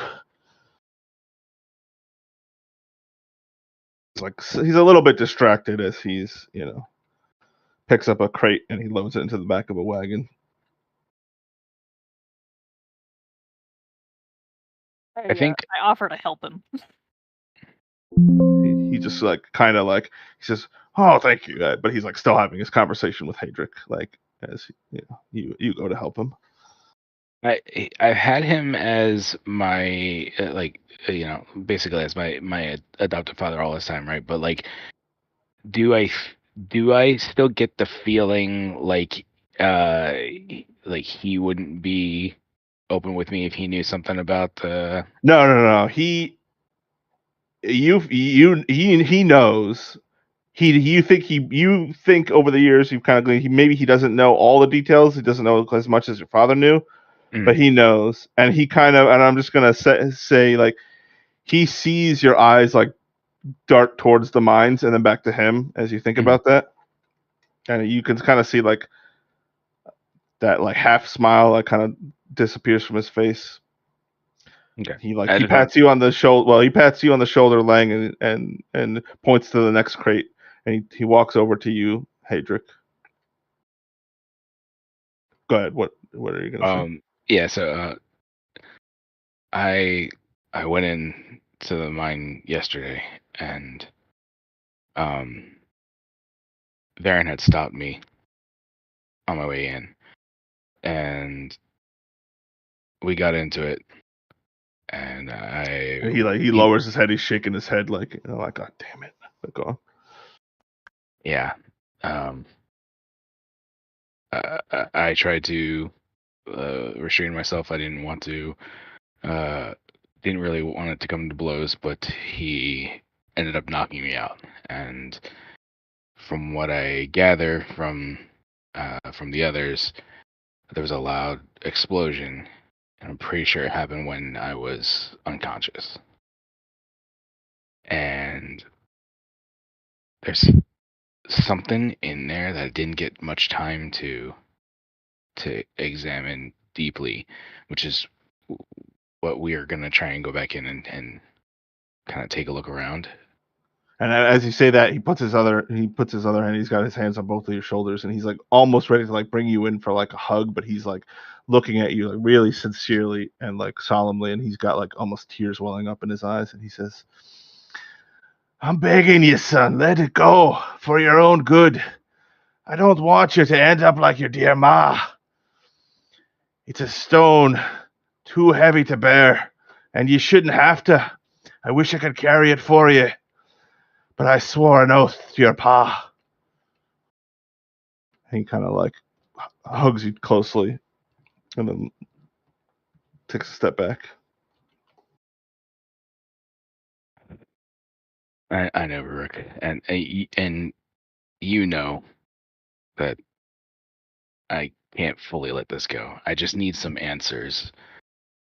I don't need to necessarily pursue what she did. I just need to know what it was. I need to know why she's not here anymore. He looks away almost like he's ignoring you at this point. Like he goes back over as you finish loading the last thing into the last crate into the wagon, Lang. And you guys hear, and you could see like coming up the path is one of the ranchers from the nearby farm with a pair of donkeys. And Rurik turns to you guys and he says, "I've got to get this down here, or I've got to get this down there." And he looks up to the sky. You all look up and you see the eye of Nashiv, the big red planet looming with its soft red glow as it does every day now. "We'll catch up later." And he goes to leave, riding the supplies down the mountain road.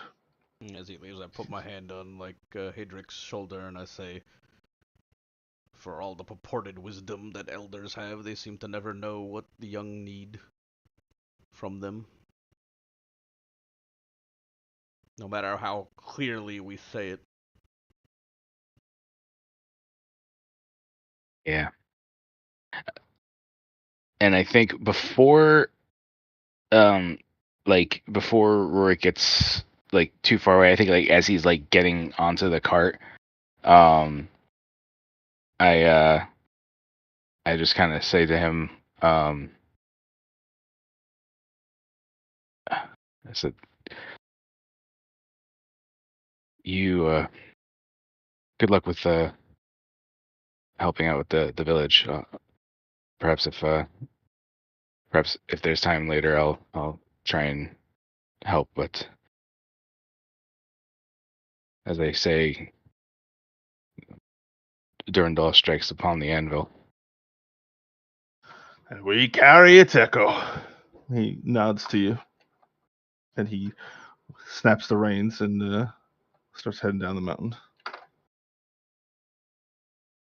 I think as he starts heading away, is that other farmer like going with him or? Yeah. Okay. So I there's turn- nobody else around as he's leaving. Besides you guys. Yeah, I turn and look to them and I say, if there's ever the opportunity for Rourke to have given us to not be watched, this is the time. I give him a sly smile and I was like, understood. All right, so you guys going in the mine? Yep. Mine? Everybody- Yeah. So Mine. you step out of the light into the darkness of the mine, light up one of those torches. Hey, so dark. Not and so you bright. see a well maintained, mine cart tracks and just active mine, fine dwarven mine. You guys know that the mine doesn't get all the glamour, but it's just as important as the temple in terms of the fine metalworks that the island is known for. And Hadric, you wouldn't forget the route, on your life. It was just yesterday, and this is the most important thing to you. And Hadric leads you guys down some twisting mine corridors. You guys have no idea, you've been in here once or twice when you were younger, like, messing around with him, but like, he just knows exactly where to go. You round this corner and you see this big, like, it looks like the mine is dug into this like big stone doorway, and it is the door is wide open. We're talking big, huge. We're talking or big. giant. So you are, well, like, in basically, to you are the only one who would know this fan, but like this looks like almost like this could be one of the main entrances to like one of the great dwarven holds in the Frostwall Mountains back on Panthea. And you see a big sign over the carved into the rock at the top of the archway. It says, I'm going to put it in chat, but it says Durvast. And you would know, probably everybody but Lang, you would know that, like, just that name, that would be like, it's like, that's like, the prefix Dur is like, the, like, it's like, I'm trying to think. All of the big dwarven holds have that. So like for this to have that, it's like, oh, this was like maybe intended to be like a new great dwarven hold, right? Like the regular dwarven towns and cities aren't called like York City. Like there's only a few. So like for this to be there, that's weird. That's like, almost, it was like an abandoned dwarven keep or something. And inside, it doesn't go very far. Like you would expect, like, oh, is there a whole city in here? But no, it's just one room inside behind this big massive door. And at the far side of the room, it's like still like just like raw, like rock face of this like star metal. You can see these like black glints in the ore veins of this rock. And set into the middle of it is this stone sarcophagus. So again, you have like the front half of the room was like, under construction dwarven room, and then like the back half is just like the raw inside of the mountain wall. But set into it, there's this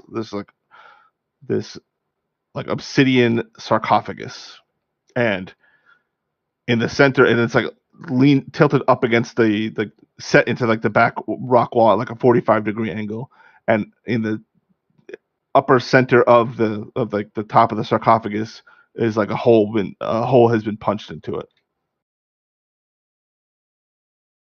That's concerning. And again, as you see it again, Hadric, you guys all hear Hadric's breath catch in his throat as you see that that vision of your skin turning to black and to ash and just incinerating away for a moment. This is where I think Baron ended up going to. I stopped him out in the hallway. Correct me if I'm wrong. Were we in front of that door, or was it down the hallway further? No, yeah, you're in the doorway at this point where you see the sarcophagus. I mean, when I encountered Baron. When you encountered Varen, you were on the pathway to this, but you hadn't been here yet. Okay, So right, you couldn't okay. see, you hadn't seen this yet. I hadn't seen the door. Yeah, okay. Yeah. So I was on my way in this direction, and that's when he stopped me.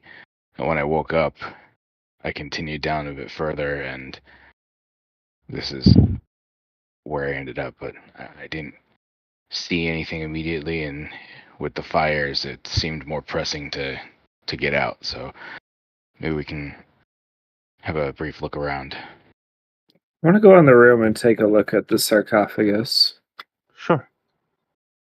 So as you walk into the room, all of you, there's nothing in this room. Like it's like they were like building this keep into the mountain, and the dwarven keep, you have to mine it out, right? It's the mountain is solid. You have to mine it out, and they only had basically just started, and the sarcophagus is not constructed in the stonework of the dwarven style of Vasterland or of what this gate that you walked through. It's like almost like alien construction of this. Did you say it was setting up vertical? It's like at a 45-degree angle. 45. So like the back side of the room is like almost like a rock slide that came in at a 45-degree angle, and it's just like set into it. You said so there was a hole punched into like the chest area of it, like the middle of it. Mm-hmm. I want to take a look and see if it was like. I want to look for some debris outside of the sarcophagus. Like, was it actually punched in, or did something punch out? That's what I'm trying to figure out. That's what I looked at too, right? Yes, and but what you said was backwards. Or sorry. You look at it and you don't see any debris on the outside, and you do see some on the inside. Sorry, it could conclude that like someone punched in, right? Like you said, yeah. Okay, that's all I was trying to figure out. I didn't know if like something would like actually like broke out of this instead. If like you don't like it. All you really have to go on. It's like a thick stone cover, so it's not like splintered or anything like in any way, but it looks like there's definitely no debris on the outside, and there's some on the inside. Okay. Do we see like a skeleton or anything on the inside of this? You do not. It's like an empty. It is like a little bit. There's like a lingering warmth in there. That's the only thing you notice as you're looking around. With the torchlight a bit closer, am I able to like look to the bottom of it like it's completely empty? As you bring your torchlight closer and you look in further, you all could see this happening like almost in slow motion as the torchlight starts to like swell up, and the tip of your hair starts to catch on fire.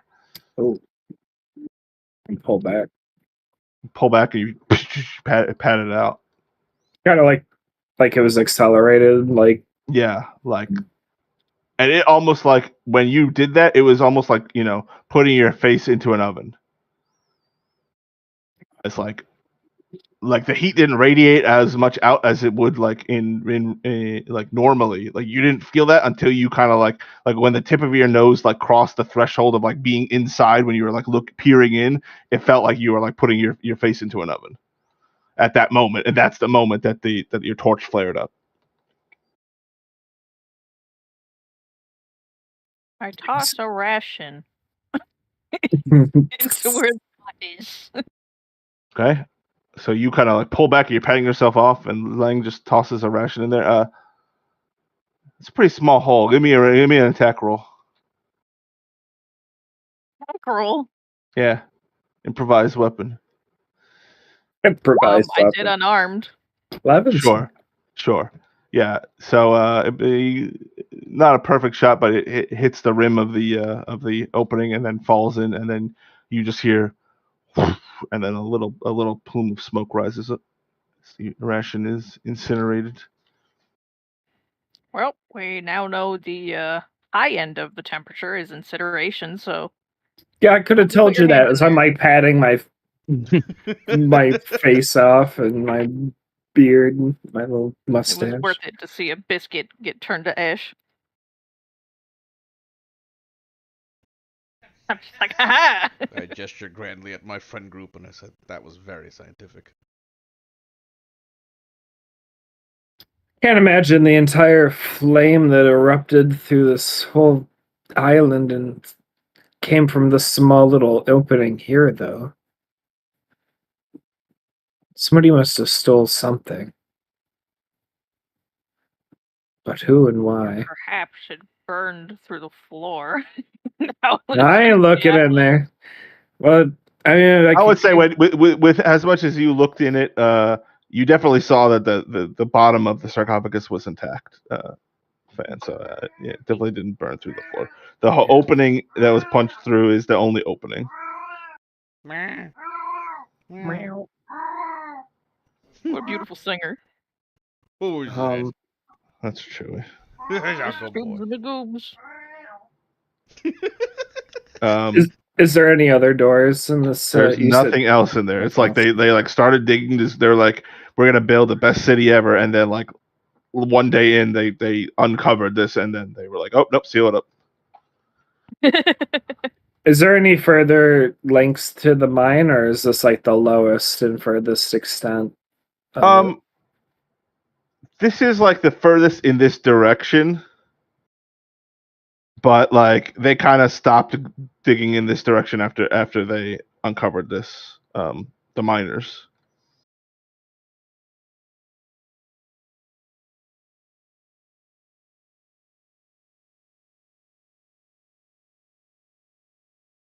But yeah, there's nothing. What do you make of this, Hadric? I think it's interesting that this intense heat, this feeling, is only in certain areas. Like, the intensity that I felt when we were fighting the fire elemental is the same feeling that I got from within that chamber.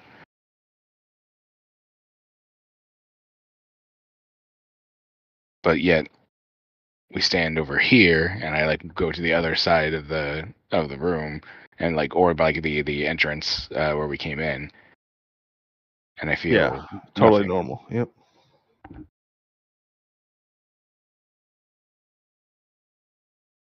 But yeah, there's you look around for a little bit longer, and there's nothing else in here. Get the feeling that whatever was in that sarcophagus wasn't a person, but it's something that was stolen.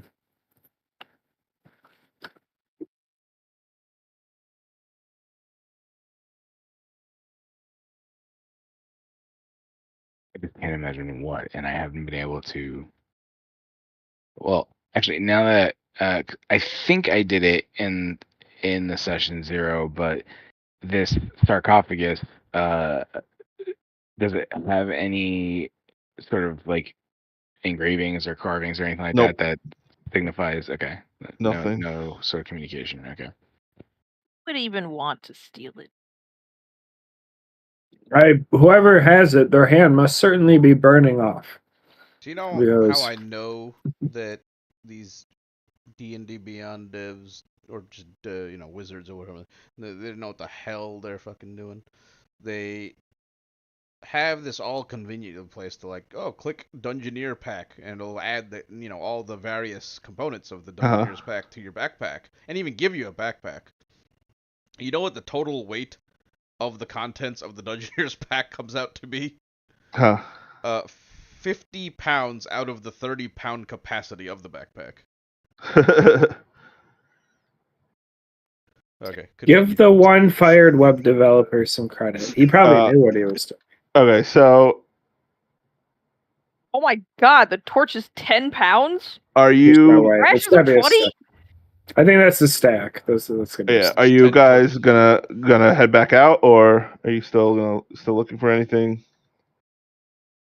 Well, So think we should recap probably what search just the rest happened. of the We room. went into the mines, found a sarcophagus that was opened. Yeah. But yeah, like punched through. Yeah. Yeah. Something like And was something stolen else. from it, but there's no Or it's corpse empty. in it. Right. It was empty. Yeah.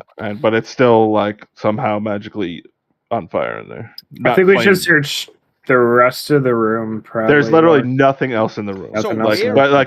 where is this in the mines? This is just deep down in one of the side shafts that Hadric led you to, because he had Gotcha. been here earlier. And again, it seems like when they were digging this mine shaft, they uncovered like what was going to be a dwarven, a great dwarven keep that they had created the entrance for and started breaking ground on. And then like shortly after they started working on digging out for this keep, they must have uncovered this sarcophagus, and then as soon as they did, they completely abandoned what they were doing. You don't think? I'm gonna say the rest of you. Who's that we met outside of the mine? Rurik? Right.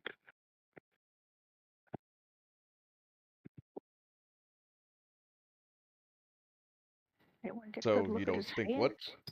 Did we get a look at his hands? I wonder if he had any. If he He definitely didn't have any obviously like burned off hands or anything like that. Did he smell like farts? What was he No. doing when we arrived? You said he was like He packing was loading up lemons and supplies stuff. he was loading up supplies like building materials and tools to help rebuild stuff in the town.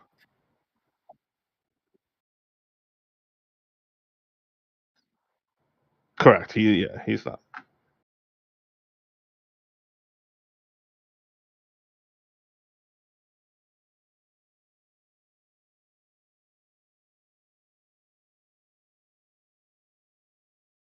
I think I would have at least relayed this. I mean, because the general consensus is like the guy, like the people in charge, all seem to know, but refuse to say anything about it.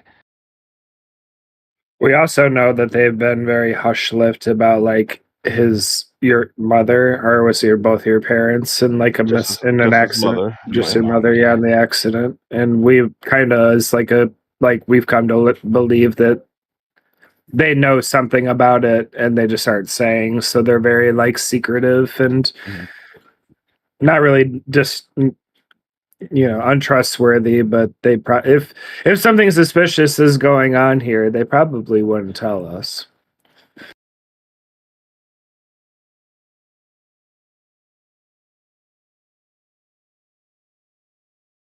I know where everyone in this village's families live.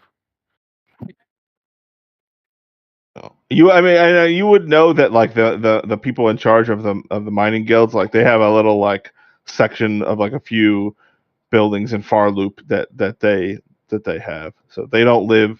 They work closely with the temple, but they don't live in the temple. The miners. So I don't fancy myself much of a rogue, but I certainly am jack of all trades. If we need to sneak into somewhere and maybe try to get some information on what's really going on here, then maybe maybe somebody knows something more than we do. I'm not really sure. I'm at a loss.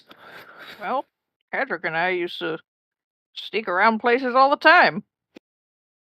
Sometimes we didn't even get caught. That is true.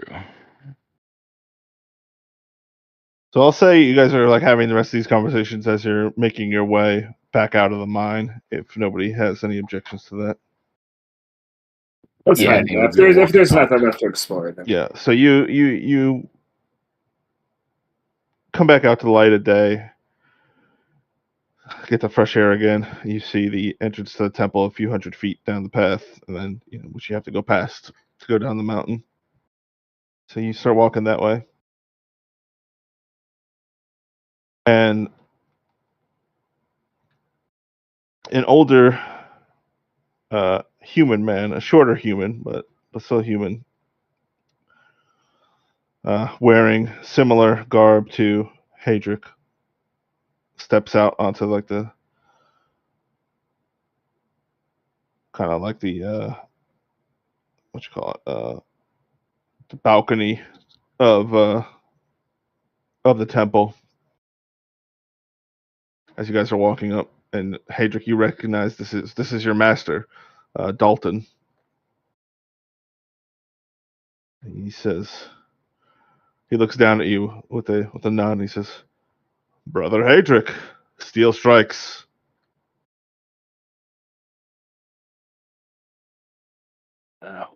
Hold, please.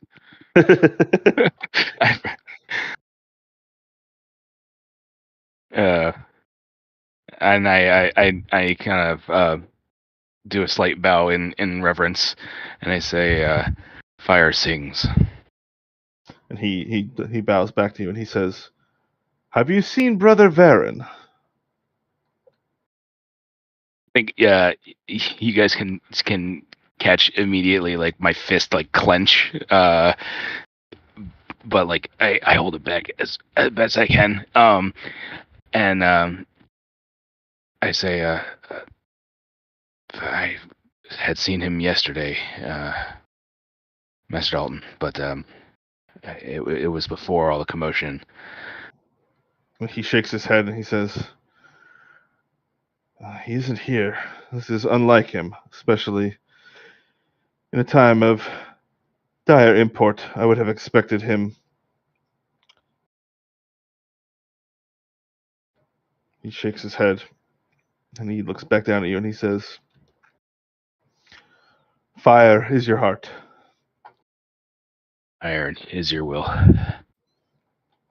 And he bows and goes back inside.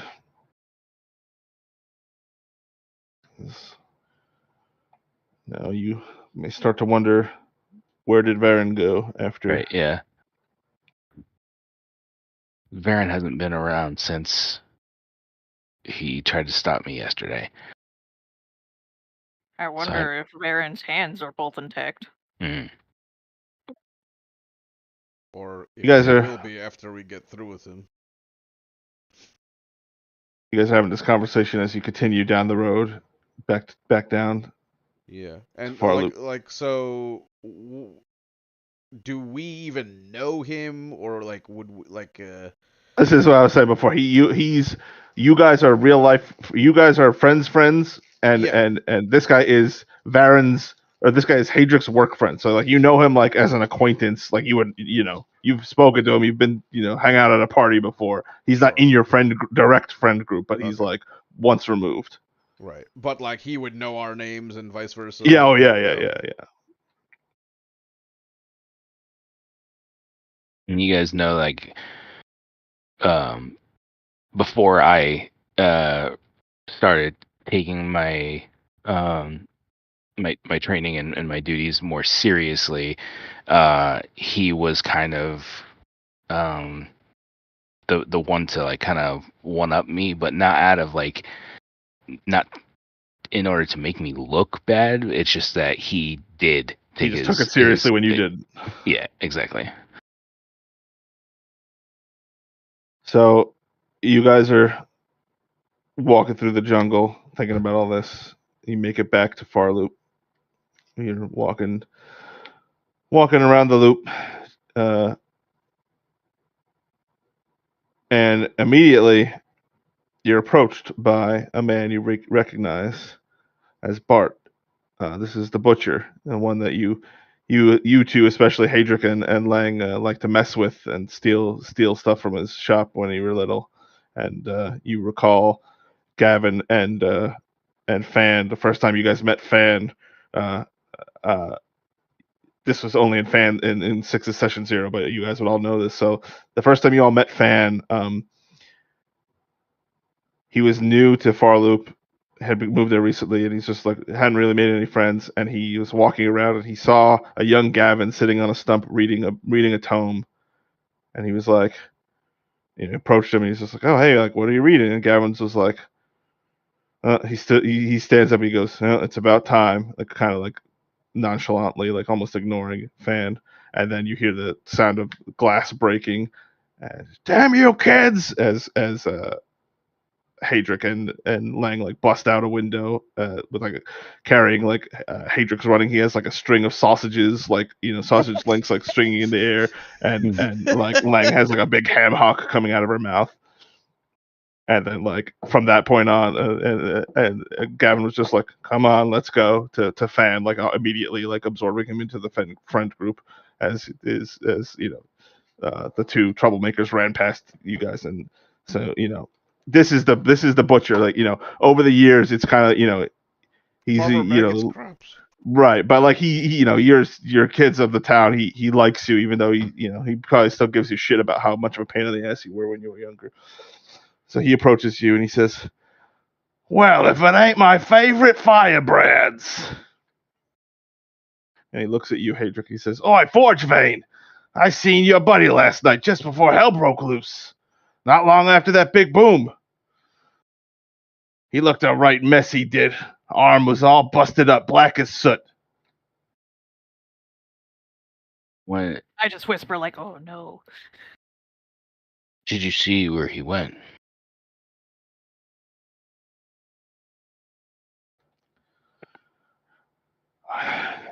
Yeah, he was heading towards the harbor. He looked angry and sad. Well, nah, not sad. What's the word? He's like snapping his fingers. He's like, he looked heavy, like he just lifted some stone. It was too much to bear. I called out to him, seeing if he was okay and all. He didn't stop, but he looked up at me, and he stops for a moment, pent, and he's like thinking. He's rubbing his chin, and he says, I hadn't really had much of a chance to think about it, what with the fire and all, but no, I must have misheard him. Yeah. What did you hear him say? He said,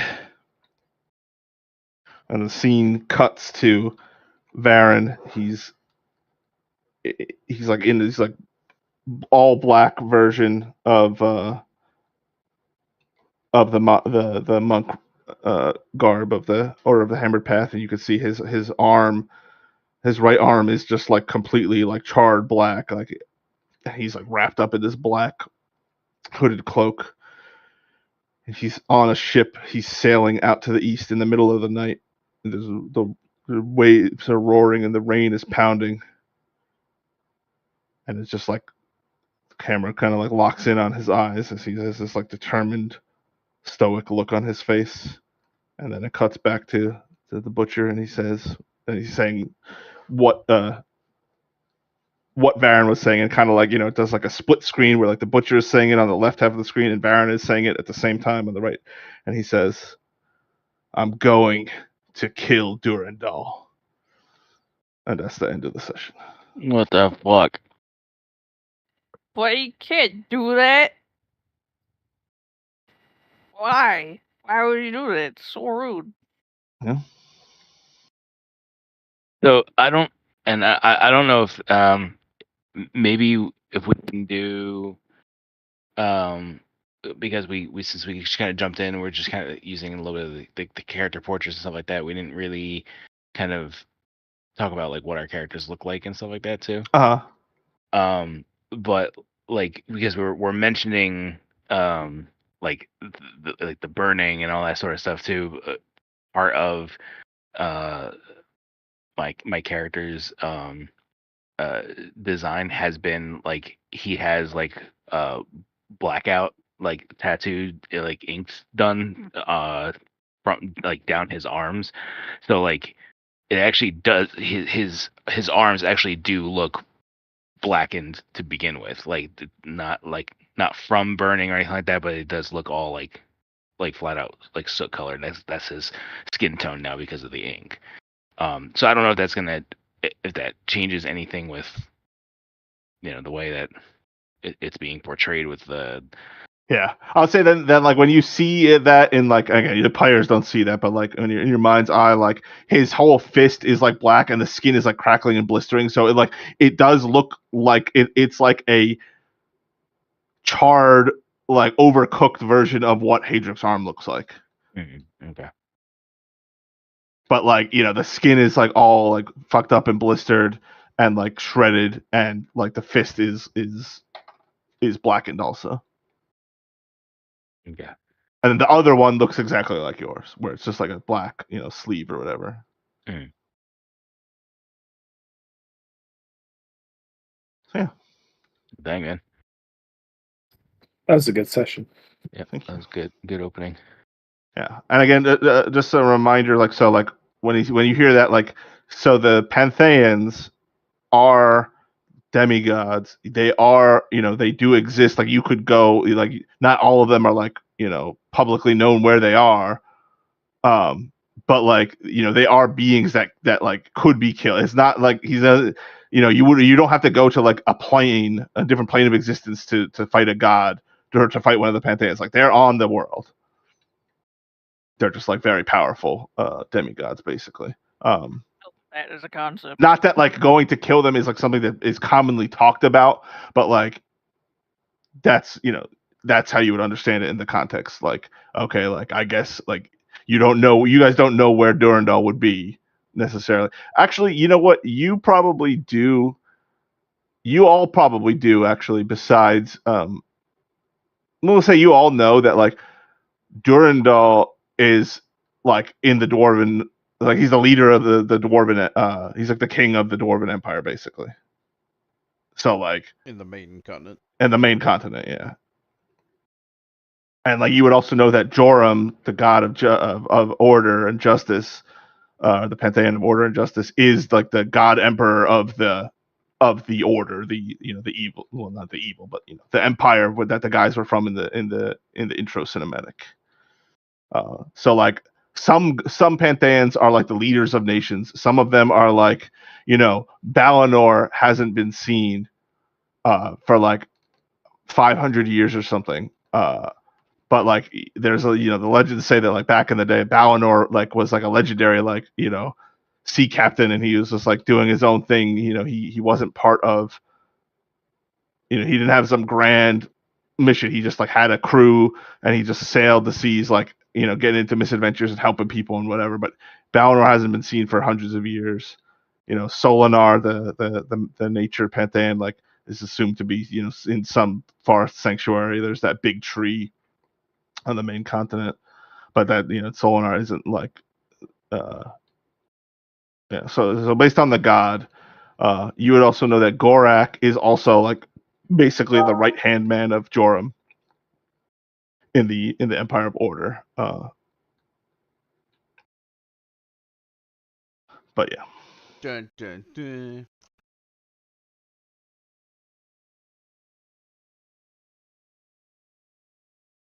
Yeah, I thought that would be a pretty effective way to like do your because that was Vic signing his pact, with the patron, was like that's what happened there. Like so it kind of like fudged the rules a little bit because he already had the powers, but I liked it being like that, like in the moment, like a choice that obvious choice, but like you had to make it. Yeah. Well, that's why I specifically made sure I didn't use any actual pact magic. Well, That being said, what I mentioned that was kind of weird to like I don't know if I got hit on the head really hard, but that's like I know my character's not aware of it, but giving me some vibes like I don't know. I mean, he didn't sign the pack when that affected my character, but there's something going on. There's some funky shit going on. Oh yeah. You guys are all aware that like there's something funky going on with like multiple funky things going on, and like whatever happened with Gavin is like third or fourth on that list, so maybe that's why you guys haven't talked about it much yet, but like yeah, definitely keep it in mind. It's just like that. The rain started, and then it put out all the fires. The bill comes due. Yeah, I think this is going to be very interesting for you because you have 2 more wishes that will also have a cost, and we don't know what the cost of this one is yet. But Mhm. I'm going to have fun with that. Those are his retirement wishes. He's gonna end the campaign with them. And Maybe never he use will. them. Yeah, you could treat them like elixirs, but I'll stick them in the bag with the adamantite gears and elixirs. Yeah. And the what was it, the fucking space cell phone radio? The space phone was a good one. That was among all the unused That was the most consumable unused. items that sat in the bag that got forgotten. Space phone was up there. Which is funny because space phone was probably one of the more powerful items that you had, where you could just get like interdimensional gnomes with laser guns to like show up and help you. But that's like That's gonna be like the kind of thing where I left it in the fucking pack so long that the battery swelled. yeah, just corroded, and you're just like, fuck. Pull out spindle, it says low bat. No, it's more advanced. It's got a knack with a reactor. that's It's the been for a few guy million years. who runs Cloud City. Um, You said that with kind of a Christopher Walken flair there. that's the guy. Do you want to watch Andor? Do we still have time? Up to Chris. I have to go to ZG real quick, but I'll be back in an hour. Fuck those trolls. Good luck. I really want to rapture mount. I'll be back. Yeah, Chris, are you sleepy or do you want to try to get in the last Andor? I could do this one. I'm just gonna go to the bathroom real quick and get something, and then I'll be ready. We're not